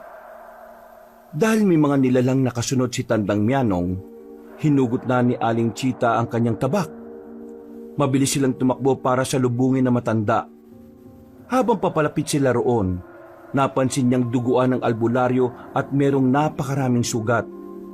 Sakto pagkalapit nila sa matanda, bumagsak ito sa lupa. Inilalayan naman ni Aling Chita si Tandang Mianong. At si Dicto naman ay dumiretso na ng lakad para sa lubungin at labanan ng mga aswang. Tandang Mianong, bakit ganyan ang sitwasyon mo? Ano ba nangyari sa iyo? Diyos ko! Nalaman ko na kung ano ang patungkol sa mga tabong awan. Mga katutubong aswang sila. Walang kahit na anong orasyon o kalaman na makakapantay sa kanila. Eh ano ang ating dapat gawin para matalo ang mga aswang na yan? Baka maubos lang tayo at wala tayong magagawang laban sa kanila, Tandang Mianong. Merong propesiya ang kanilang lahi na kapag may isang aswang na tabong awan ang nagkaroon ng anak na kambal, magiging mas malakas ang mga ito sa kanya. Ang isa ay magiging kauri niya na siyang posibleng maging mas makapangyarihan sa kanya. At ang isa naman may balat ng kagaya ng ahas sa likod at magiging malakas at maligsik kagaya nila. Pero ito ang pupuksa sa kanilang lahi. Si Dicto, may balat siya sa likod. Ayun, tingnan mo't napunit na ang kanyang damit. Tandang Mianong, tingnan mong mabuti ang kanyang balat. Kung meron siyang balat sa likod at kung ganyan siya kalakas at kaliksi kung makipaglaban, huwag mong sabihin na tama ang iniisip niyo. Isang demonyong aswang ang tatay nila. Ang tatay nila ang pumatay sa aking mga magulang. Nang mapaslang na niya ang mga magulang ko, lumapit siya sa akin at pinagsamantalahan niya ako. Nanlaban ako pero sobrang lakas niya. Hanggang ngayon, hindi ko pa rin nalilimutan ang mukha ng hayop na yon. Totoo bang narinig ko sa inyo, Nay? Isang aswang ang ama namin na pinagsamantalahan ka? Anak, ika. Oo, tama ang narinig mo. Kung buhay namin nagsinungaling kayo, sinabi niyo dati na patay ng ama namin. Namatay siya bago pa man kami maipanganak. Oo, anak. Patay na siya. Pinatay ko siya sa aking isipan. Pero hanggang ngayon, sa tuwing nakakarinig ako ng mga paghuni ng tik-tik, kapag may nakikita kong aswang, bumabalik ang multo niya sa aking alaala. Kaya pala kahit na anong gawin kong paglublob sa aking katawan sa ilog kapag sinusumpong ako ng kakaibang nararamdaman ko, hindi nawawala yun. Kahit na ilang beses akong magpabindisyon sa simbahan, baliwala rin. Yung pala, aswang pala ako. Aswang pala kami ni Dicto. Anak, patawarin niyo ko kung nagsinungaling ako sa inyo. Gusto ko lang na protektahan kayo ng kakambal mo. Tama lang ang ginawa mo, Chita. Kung nung una pa lang alam na ng mga anak mo ang totoo, lalo lang silang lalapitan ng ama nila. Sigurado kung kaya umaligid sa inyo mga aswang yun ay dahil gusto nilang makuha ang kambal mo. Magsasalita pa sana si Aling Chita pero hindi na niya nagawa. Napalingon siya sa kanyang anak na babae at napalunok ng kanyang laway nang marinig nitong umangil ng malakas si Ika. Lumakas din ang kabog ng dibdib ni Aling Chita nang makita niyang nagpalit ng anyo ang anak niya. Sa isang pagkisap na mga mata niya, sumugod si Ika sa kinaroroonan ni Dicto na nooy abala pa rin sa pakikipaglaban sa mga aswang. Kinabahan pa siya nang makita niyang binalak ni Ika na atakin ang kanyang kakambal. Napabuntong hininga na lang ang komadrona na may kambal na anak nang makita niyang tinulungan ni Ika si Dicto para labanan ang iba pang mga aswang. Ang aking mga anak, baka ho kung anong mangyari sa kanila. Kailangan ko silang tulungan, Tandang Mianong. Wag na. Kaya nila yan. Diyan natin mapapatunayan kung totoo ang ating hinala. Kung isang tabong awang ang kanilang ama. Kaya magtiwala ka lang sa kanila. Sige, Tandang Mianong. Ano kaya kung dadali na muna kita sa loob ng kubo mo at nang makapagpahinga ka? Saka na, Chita. Sa ngayon, gusto kong masaksihan kung paano lumaban ang kambal mo. Pero dalawa lang sa ngayon ang ikinatatakot ko. At ano naman ho yun? Baka darating ang araw ay silang dalawa ang magpatayan. Hindi natin hawak ang utak at puso nila. Ano naman ang isa, Tandang Mianong? Ang ikalawa, baka kukunin sila ng kanilang ama at gagamitin sa kasamaan. Kapag nagkataon, siguradong... Parehong napalingin sila Aling Chita at Tandang Mianong na makarinig sila ng mga yabag. Napahawak na lang ng maigpit sa kanyang itak ang komadrona nang makita niya ang 5 aswang na nakahanda para atakihin sila. Nang umangil ang mga nilalang, napatayo na si Aling Chita at inihanda ang kanyang sarili sa pagsugod ng mga nilalang. Sinikap ding tumayo ng albularyo hanggang sa magawa na niya ito. Hindi mo sila kaya kung mag-isa ka lang. Huwag kang mangamba. Tutulong ako hanggat kaya ko. Magpahinga ka na lang muna, Tandang Mianong. Bumawi ka ng lakas mo. Hindi. Kailangan masugpo natin sila. Walang mangyayari kung hindi tayo lalaban. Pagkawi ka ng matandang albularyo, sumugod sa kanila ang 5 aswang. Hindi naman natinag si Aling Chita. At nang makita niyang patuloy pa rin lumalaban ng 2 niyang anak, nagkaroon din siya ng lakas ng loob. Nilabanan nila ni Tandang Mianong ang mga aswang at dahil karaniwang tao lang siya, nagawa siyang sugatan ng aswang ng ilang beses. Sa halip na sumuko, mas naging porsigido siyang matalo mga yon. Dahil naito niya ang kanyang pansin sa mga kalaban, hindi na niya nagawang lingunin si Tandang Mianong. Nagulat na lang siya at agad na napalingon sa matanda nang marinig niyang napaungol ito. Nakita niyang may malaking sugat ito sa dibdib at tiyan. Tandang Mianong! Mga hayop kayong aswang kayo! Ako ang harapin niyo at ipapatigib ko sa inyo ang galit ko! Chita, umalis na kayong 3 rito. Hindi ko na kayo kaya pang protektahan. Parang mamamatay na ako. Sige na, itakos mo na ang kambal mo. Hindi! Bakit hindi ko na malayan ang pag-atake sa iyo? Akala ko sila ang dihado. Ang tabong awang, nandito. Sigurado ko na ang 2 anak mo ang kanyang pakay. Siya ang may gawa nito sa akin. Tandang Mianong, gumising ka. Mga hayop kayo, mga aswang kayo. Magbabayad kayo sa ginawa ninyo. Inay, ano nangyari kay Tandang Mianong? Bakit duguan siya? Teka, may mga aswang pang papalapit rito. Kailangan maubos ko silang lahat. Sige, dumito po muna kayo. Hindi, tutulong ako sa iyo. Teka, nasaan na naman si Ika? Bakit nawala na naman siya? Hindi ko alam, Nay. Kanina, magkasama kaming lumalaban sa mga aswang Ewan ko kung saan siya nagpunta. Baka may tinugis lang. Napalunok na lang ng kanyang laway si Aling Chita nang makita niya ang mga aswang na papalapit sa kanilang pwesto. Bago siya maglakad, nilingon pa niya ang albularyo. Nakita niyang nahihirapan na siya dahil sa kanyang sugat. Babalikan sana ni Aling Chita ang matanda pero tuluyan na siyang nalagutan ng hininga. Nang maalala niya ang kanyang anak na babae, nagpasya siyang magpatuloy para tulungan si Dicto na labanan ang mga aswang na sumusugod sa kanila. Pagkalapit niya sa kanyang anak na lalaki, nakipaglaban din siya sa mga aswang gamit ang tabak na ibinigay sa kanya ni Tandang Mianong. Dicto, mag-iingat ka. Mukhang mas malalakas sa mga aswang na ito. Huwag kayong magkalala, Nay. Kaya ko sila. Ikaw pong dapat na mag-ingat. Huwag niyo nga hayaang masukol ka nila, ha? Sige, anak. Ako ang bahala. Kailangan maubos natin sila at nang mahanap na natin si Ika. Opo, Nay. Mahanap natin si Ika bago matapos ang gabing to. Gagawin ko ang lahat para mahanap lang siya. Nasa gitna sila ng kanilang pakikipaglaban nang biglang mapasigaw ng malakas si Dicto. Nung una, hinayaan na muna siya ni Aling Chita at itinoon niya ang pansin sa paglaban sa mga aswang. Kalaunan, nang nakahandusay na sa lupa ang mga aswang, ibinaling niya ang kanyang pansin kay Dicto. Napakunot noo si Aling Chita. Tinanong niya ang kanyang anak kung ano ang nangyari rito, pero hindi siya sumagot. Walang ano-ano. Nakita ng kumadrona na nagliliwanag ang balat na nasa likuran ni Dicto.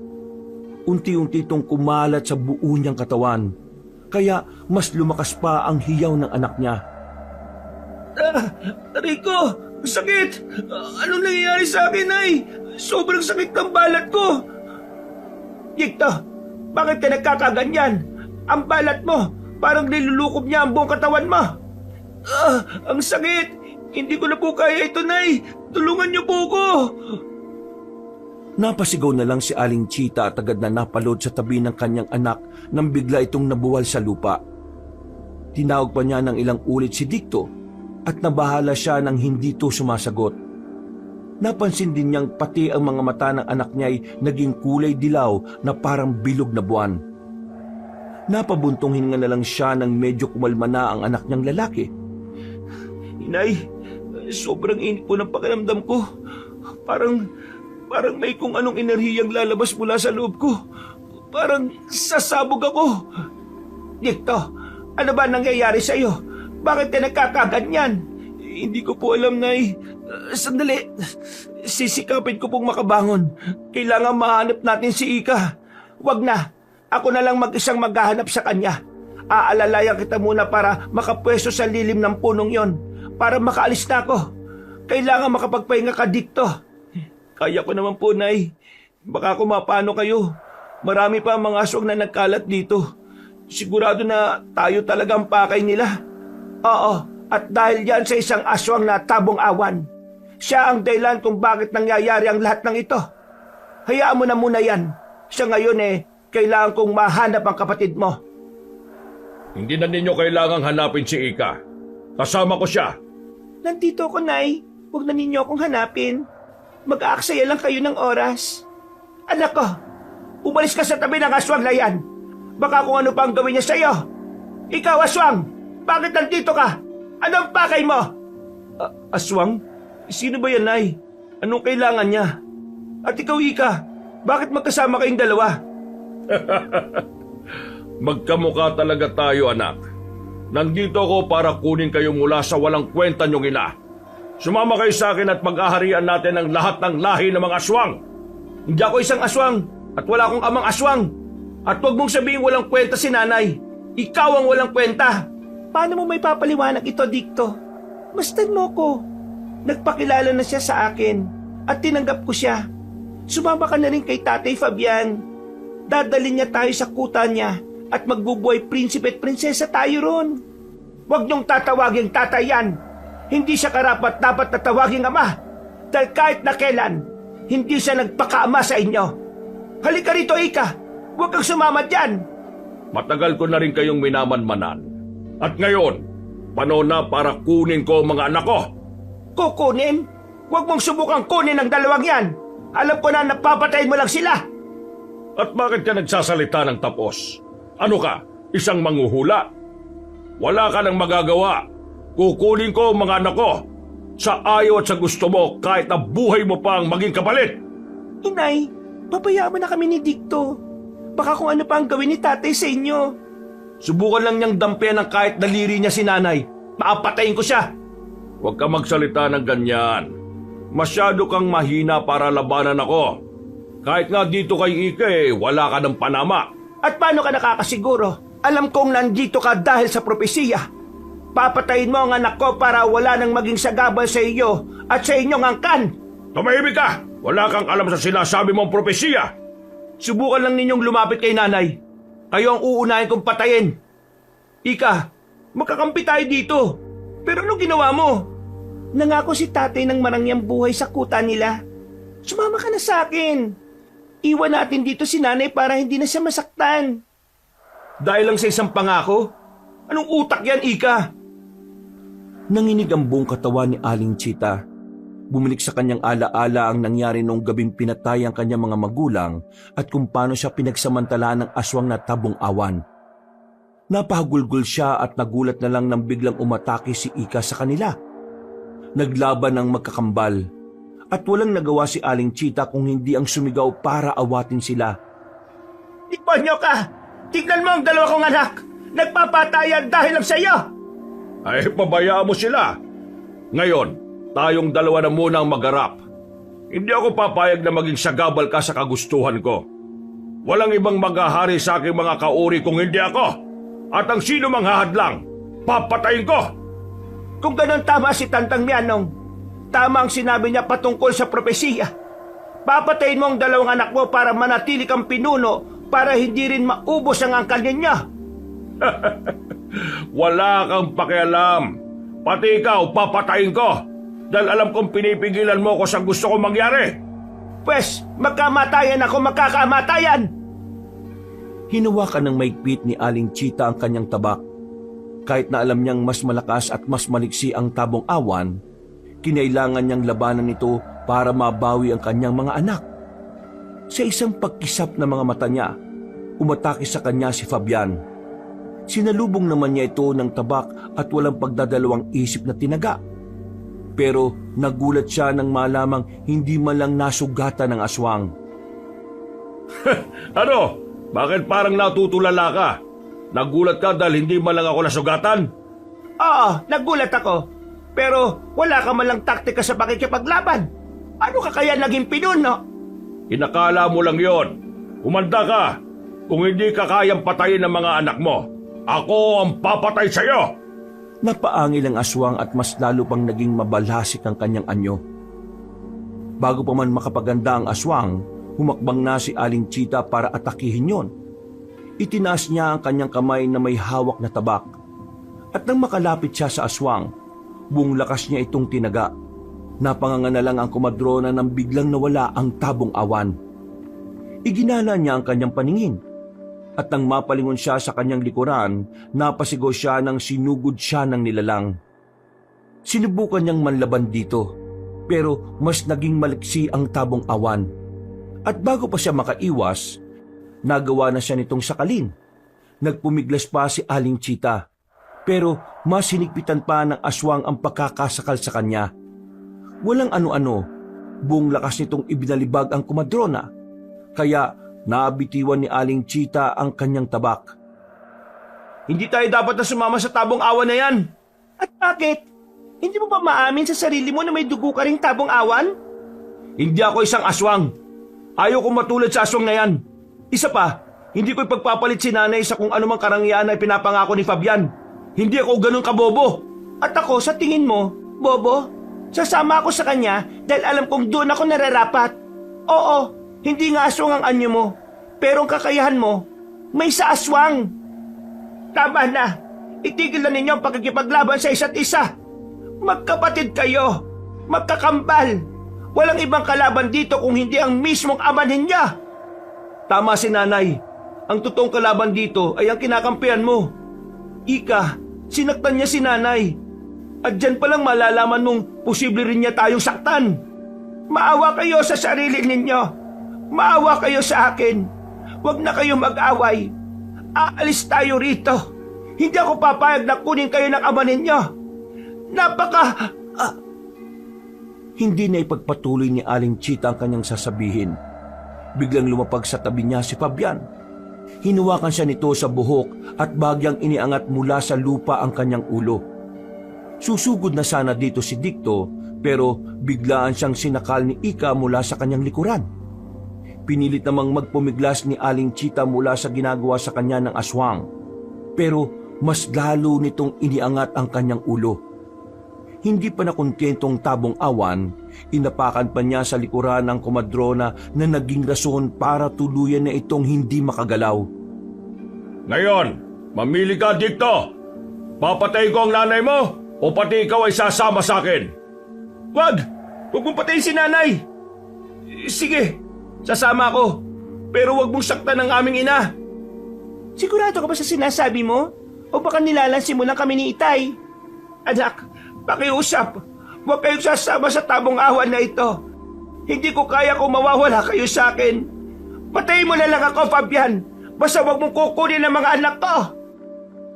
Habang nagpupumilit na makakawala ang kambal na anak niya, nakatitig siya sa dalawa.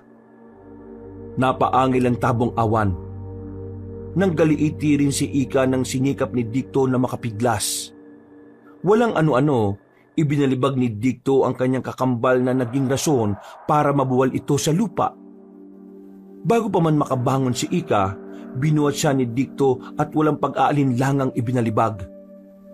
Pagkatilapon ng kakambal niya, itinuon niya ang kanyang pansin kay Aling Chita.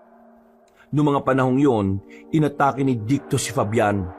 Kaya nagkaroon ng pagkakataon ng komadrona na makawala at makabangon. Napatulala na lang siya nang makita niya kung paano maglaban na mag-ama.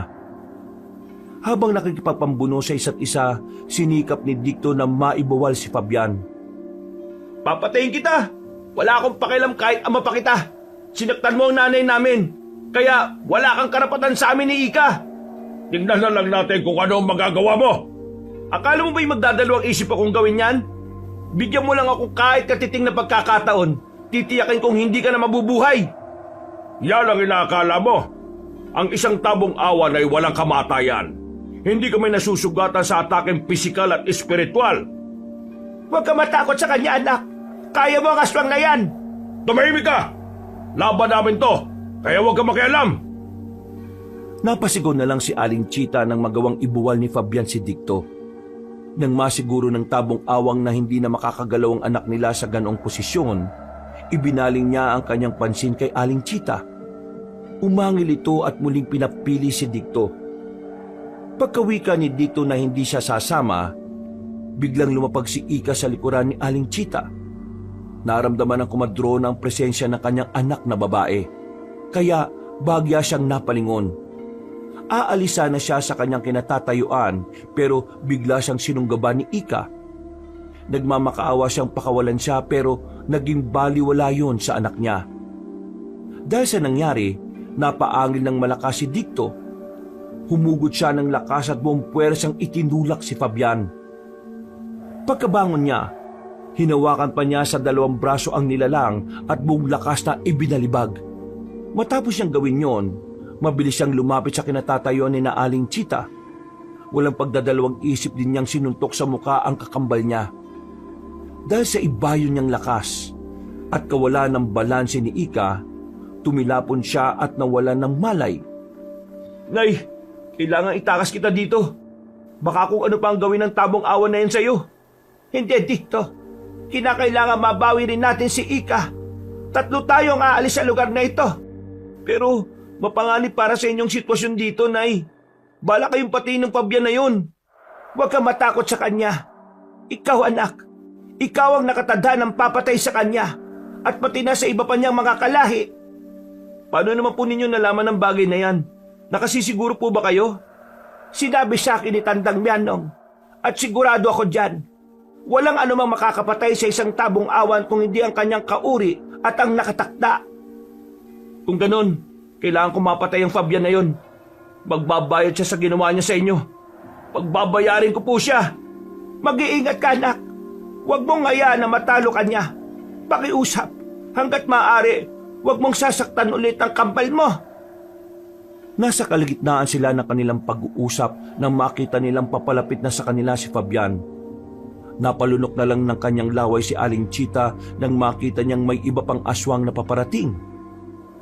Napahiyaw na lang si Dikto nang biglang lumiwanag ulit ang kanyang balat at maging ang ibang bahagi ng kanyang katawan kung saan kumalat ito.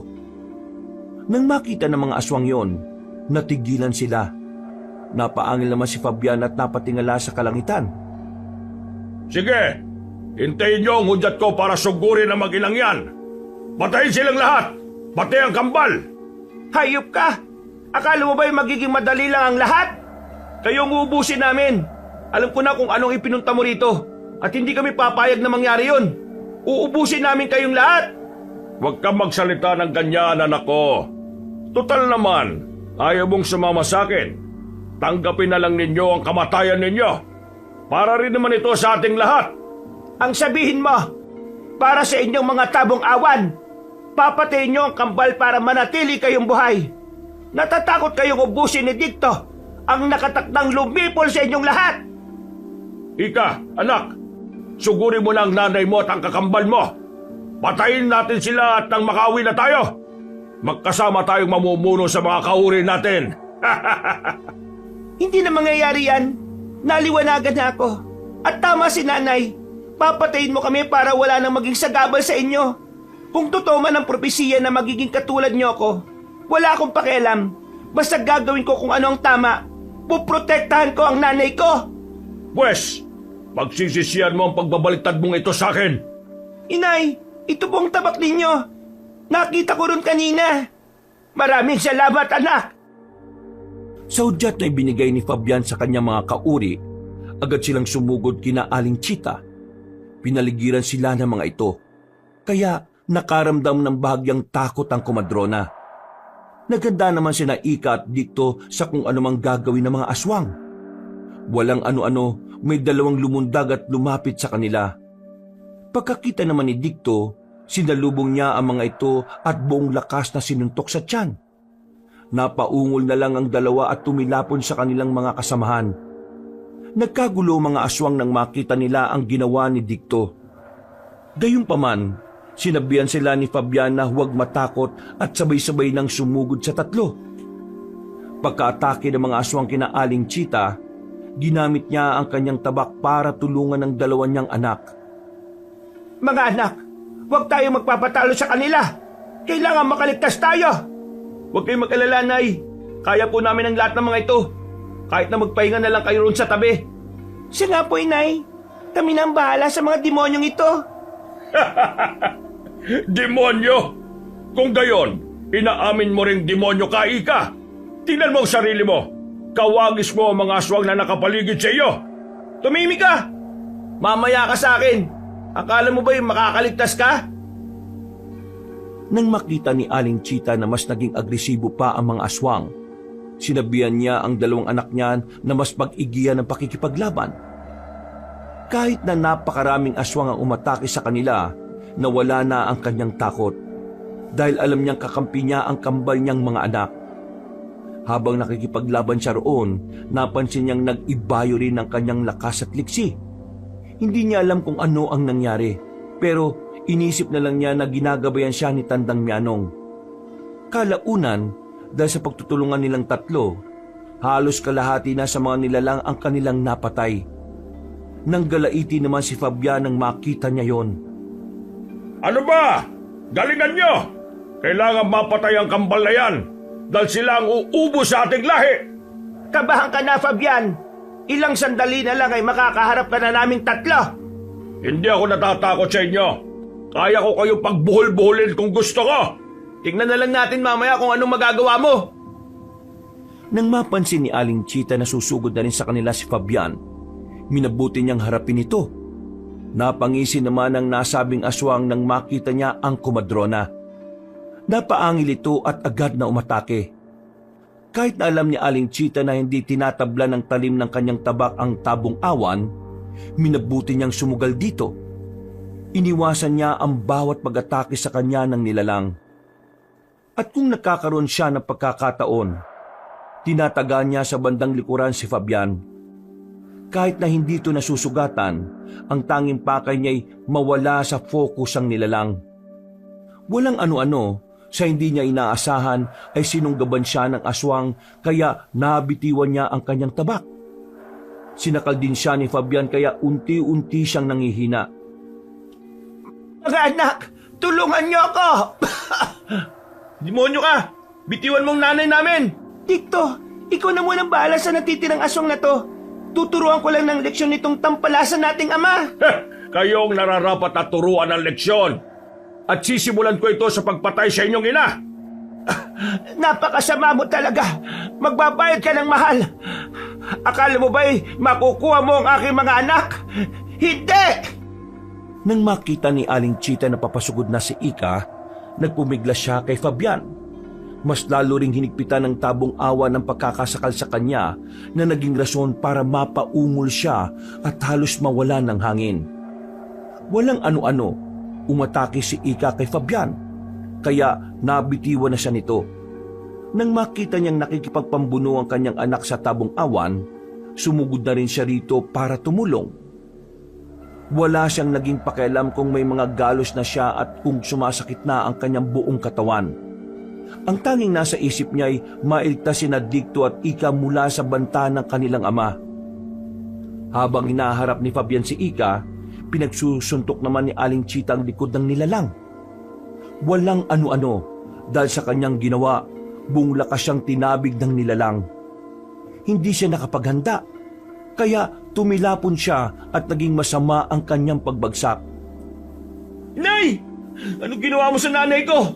Talagang halang ang kaluluwa mo! Kulang pa yan. Kailangan mamatay siya at kayong dalawa ng kambal mo.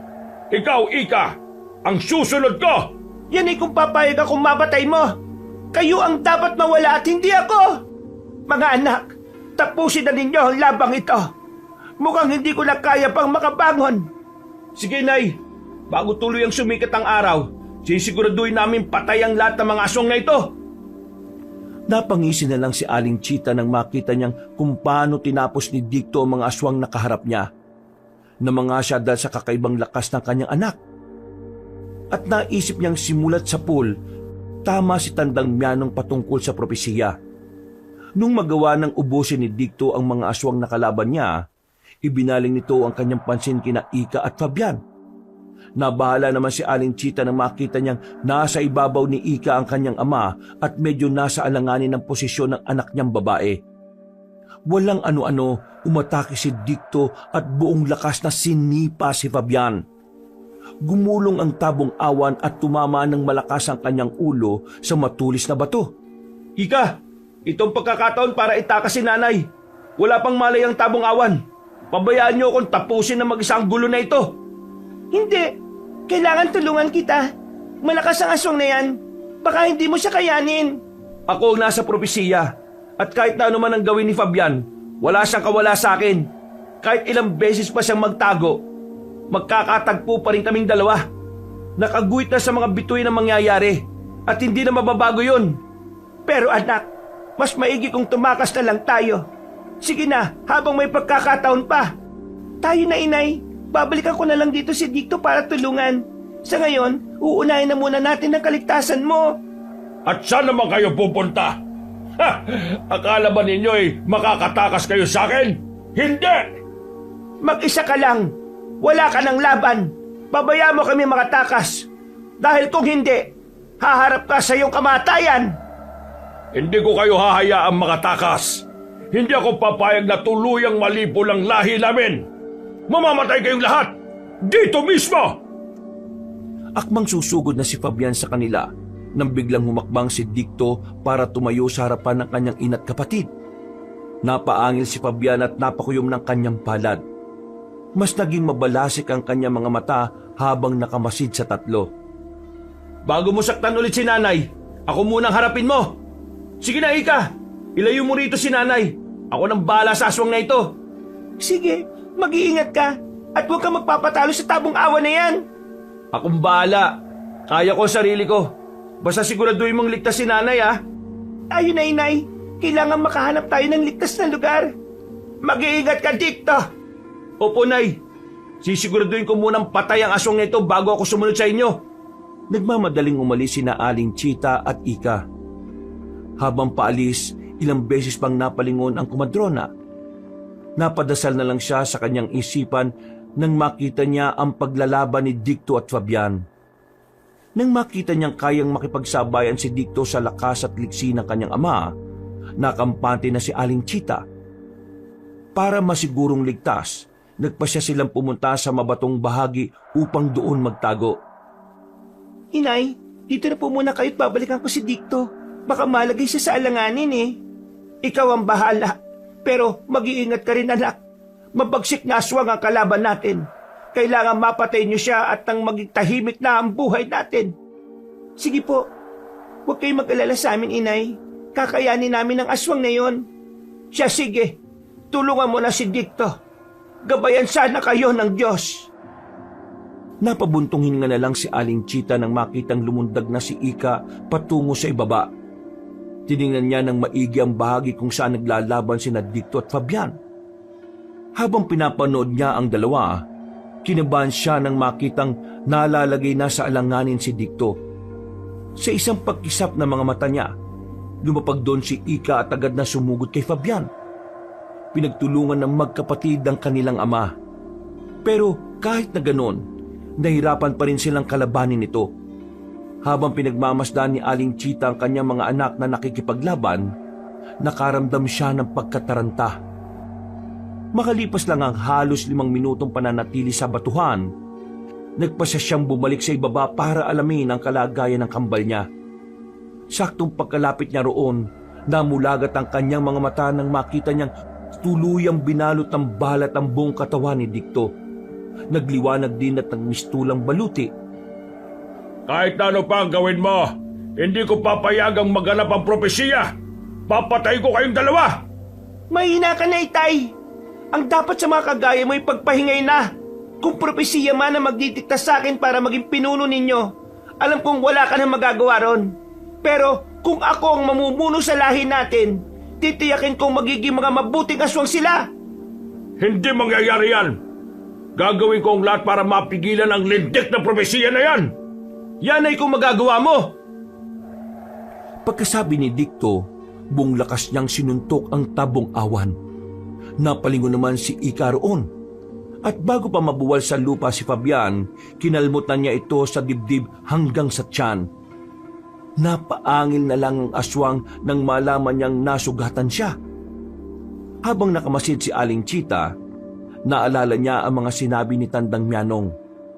Halos maiyak siya dahil sa lungkot ng pagkamatay nito. Makalipas ang mahigit 10 minutong pagkalmot at pagsuntok ni Dicto at Ika sa kanilang ama, hindi na ito nakagalaw. Nanatili siyang nakahandusay sa lupa. Noon din, tumakbo si Aling Chita para lapitan ng kanyang mga anak. Mga anak, ayos lang ba kayo? Mabutit nagawa niyong talunin ng tabong awan na yan. Ayos lang kami, Inay. Ngayon, sigurado ko na magiging payapa na ang buhay natin. Wala nang aswang na manggugulo sa atin. Tayo na. Kailangan makaalis tayo dito. Baka may iba pang kasamaan niyang demonyo na yan at malagay pa tayo sa Ha? Ano ba? Akala ba ninyo'y makakatakas kayo? Papatay ko ang inay ninyo! Buhay ka pa pala. Akala mo ba papayagan ka namin gawin yan? Noon din, buong lakas na inapakan ni Dicto ang kamay ng tabong awan na nakahawak sa paa ni Aling Chita. Napaungo lang nila lang. At nang akmang babangon pa sana ito, inapakan ni Ika ang kanyang likuran. Ngayon, sisiguraduhin namin na tuluyan ka ng mamamatay. Sige mga anak, ipakita niyong bagsik niyo dyan. Huwag niyong kawaan ang demonyo niyong ama. Hindi niyo ako mapapatay! Diyan ka nagkakamali! Akmang iibabawan sana ni Ika ang aswang, pero sumenya si Dicto na siya na ang bahala. Napatitig na lang sa kanya si Aling Chita habang inaabangan kung ano ang gagawin ng kanyang anak na lalaki. Walang ano-ano, binuhat ni Dicto ang tabong awan at buong lakas itong ibinalibag. Pagkabagsak ni Fabian sa lupa, nilundagan siya ni Ika upang ibabawan. Napaangil pa ang nilalang at sinubukan itong manlaban sa anak niyang babae. Sa hindi nila inaasahan, nakawala si Fabian. Nagmadali itong tumakas, kaya hinabol siya ni Dicto. Dahil sa angking bilis ng anak na lalaki ni Aling Chita, naabutan niya ang kanyang ama. Noon din, buong lakas nitong sinuntok ang tabong awan na naging rason para mapayuko ito. Patayin mo na yan, Dicto! Huwag mong isipin na ama mo siya! Anak ko, Matagal kong inintay ang pagkakataong makasama kayo. Ngayong nagkaharap na tayo, bigyan niyo ako ng pagkakataon para mahalin kayo. Huwag kang maniwala dyan, Dicto. Minsan na rin niya ako napaniwala sa kasinungalingan niya. Huwag kang magpapadala sa mga paawa niyan. Napailing na lang si Dicto noon. Pinagmasdan niya ang kanyang ama na nooy lumuluha na. Nangamba naman si Aling Chita na baka madala ng peking emosyon ang kanyang anak na lalaki. Walang ano-ano, yumuko si Dicto para ilapit ang kanyang sarili kay Fabian. Napangiti naman ang tabong awan at nagpatuloy sa pagmamakaawa at paghingi ng pagkakataon. Dicto, huwag kang makinig sa kanya. Hindi siya nagpapakama sa inyo. At kahit kailan, hindi siya magpapakama. Babalik na rin lang niya ang sitwasyon para makatakas siya. Huwag mong pakinggan ang nanay mo. Nandito ko para mahalin kayong magkapatid. At wala nang iba. Kung bibigyan niyo ako ng pagkakataon, gagawin ko ang lahat para maipakita kung gaano ko kayo kamahal. Hindi ako naniniwala sa'yo. Alam ko ang nasa isipan mo at hindi ako papayag na mangyari yon. Umangil si Fabian. Sinubukan pa niyang sunggaban ng anak niya. Pero bago niya magawa ito, buong lakas na siyang sinuntok ni Dicto. Noon din, muling ibinalibag ni Dicto ang ama nila. May kalakasan ang kanyang ginawa, kaya tumilapon yun sa batuhan. Napangisi naman si Ika nang makita niyang hindi agad nakagalaw si Fabian. Pipigilan pa sana ni Aling Chita ang babaeng anak niya, pero lumundag na ito patungo sa bahagi kung saan bumagsak si Fabian. Napatakbo naman si Aling Chita at Dicto para lumapit sa batuhan. Itong unang beses na kakain ako ng laman loob ng isang aswang.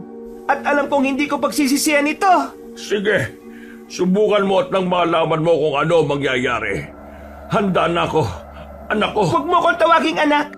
Hindi ka namin ama. Wala kang karapatang itawag sa akin yan. Kung ganon, ano pang hinihintay mo? Napangisi si Ika. Noon din, winakwak niya ang tiyan ng kanyang ama. Akmang dudukutin na sana ni Ika ang mga laman loob nito, pero sa hindi inaasahan na Aling Chita, naitulak ng tabong awan si Ika. Napaatras at napalumpasay ang babae dahil doon. Susubukan pa sanang bumangon ni Fabian, pero inatake siya ni Dicto. Dinukot niya ang laman loob ng aswang. At nang makita niyang nanatiling buhay ang tabong awan, minabuti niyang iumpog sa bato ang ulo nito. Ilang beses niyang ginawa yon hanggang sa halos madurog na ang bungo ni Fabian. Napabuntong hininga na lang si Aling Chita nang makita niya ang sitwasyon ng tabong awan. Hindi pa nakontento si Dicto at binali pa niya ang bawat buto ng kanyang ama. Dahil sa kakaibang lakas niya, naging madali para sa kanya na gawin yon. Nang masiguro niyang patay na si Fabian, kumalma siya at nawala na ang liwanag na bumabalot sa kanyang katawan. Tapos na ang labang ito. Magiging tahimik na rin ang buhay natin sa wakas. Oo nga po, Inay. Wala namang gugulo sa atin. Ano nangyari? Hindi na ba siya mabubuhay? Tingnan mo ang sitwasyon niya kung mabubuhay pa siya. Tama ang propesiya. Ang kadugo mismo ng tabong awang ang makakapatay sa kanila. At kayo yon. Akala ko nga po, mahirapan kami ng husto sa pakikipaglaban sa kanya eh. Ganun lang pala kadali siya kung patayin. Inay, patawad po kung hindi naging maganda ang tono ng pananalita ko kanina. Talagang naloko ko ng Fabian na yan eh. Ayos lang yon. Naiintindihan naman kita, anak. Patawad din kung naglima ko sa inyo patungkol sa totoo niyong pagkatao. Wala pong problema, Nay. Alam naman namin na ginawa mo lang yun para pangalagaan kami mula sa aming ama. Paano na ngayon tayo? Patay na rin si Tandang Mianong. Saan na tayo pupunta ngayon? Ay, si Tandang Mianong nga pala. Kung aalis man tayo, aasikasuin muna natin ang kanyang bangkay. Kahit dyan man lang makabawi tayo sa kanya. Nang masiguro nilang hindi na mabubuhay si Fabian, nagpasya silang puntahan ng bangkay ng matandang albularyo. Habang naglalakad, nakita ni Aling Chita ang tabak na ibinigay sa kanya ni Tandang Mianong. Kinuha niya ito at minabuting dalhin na lamang. Nang matagpuan nila ang walang buhay na katawan ng albularyo, Inilibing nila ito ng maayos at siniguradong hindi yun mahuhukay ng kung anumang nilalang. Ngayong wala na ang mga aswang, pwede na tayo makapagsimula ulit. Magpasalamat tayo kay Tandang Mianong. Kung hindi dahil sa kanya baka tuluyan na kayong napatay ng inyong ama nung una pa lang na umalis tayo sa baryo. O nga po, Nay, kung di natin siya nakatagpo, baka nagkalat na lang ang mga bangkay natin sa kung saan ngayon. Demonyo talaga ang Fabian na yan. Munti ka na niya akong madala sa kanya mga salita. Talagang napakasama niya. Pero hindi bale. Wala na siya. Ang problema na lang natin sa ngayon ay ang sitwasyon niyong dalawa. Wala naman po kayong dapat na ipag-alala, Nay. Kontrolado ko ang sarili ko. Lumalabas lang ang kakayahan ko kapag ginugusto ko. Ikaw, oo. Pero paano ang kakambal mo? Ayaw kong darating ang araw na tuluyan siyang lamunin ng pagiging aswang. Ayaw kong mangibabaw ang dugo ng isang tabong awang sa kanyang pagkatao. Huwag na ninyo akong intindihin, Nay. Kaya ko rin naman pong kontrolin ang sarili ko Natuklasan ko na kung paano ko itatago ang pagiging aswang ko. Ako na lang ang maghanap ng lunas para sa karamdamang ito. Sigurado ka. Baka kailangan mong ipatingin sa albularyo. Maghanap tayo kung talagang kinakailangan. Opo, sigurado po ko, Inay. Huwag na po kayo mag-alala. Pagkatapos ng kanilang naging usapan, inihanda nila ang kanilang mga gamit. Nang makita ni Aling Chita ang maliit na baul ni Tandang Mianong na may lamang libreta, nagpasya siyang dalhin ito. Naisip niyang hindi lamang pagkukumadrona ang kanyang gagawin, kung hindi pag-aaralan na rin niya ang pagiging isang albularya. Umalis sila sa kubo ni Tandang Mianong at dumiretso sa kabilang baryo.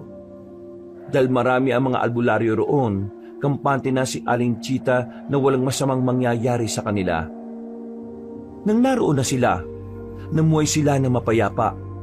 Nagpatayo sila ng bahay sa lupang walang nagmamay-ari at nagtanim doon ng mga gulay na po pwede nilang ibenta. Makalipas ang 2 taon, Mga anak, medyo mahina na ang aking pangangatawan. Alam kong darating ang araw na mamamaalam na ako rito sa mundo. Gusto ko sana, bago ako mawala, magkaroon man lang kayo ng sarili niyong pamilya at ang malagay kayo sa tahimik. huwag kayong magsalita ng ganyan, Inay. Alam ko magtatagal pa kayo. Hindi namin kaya ni Ika na mawala kayo. Hindi natin kayang baliin ng kapalaran.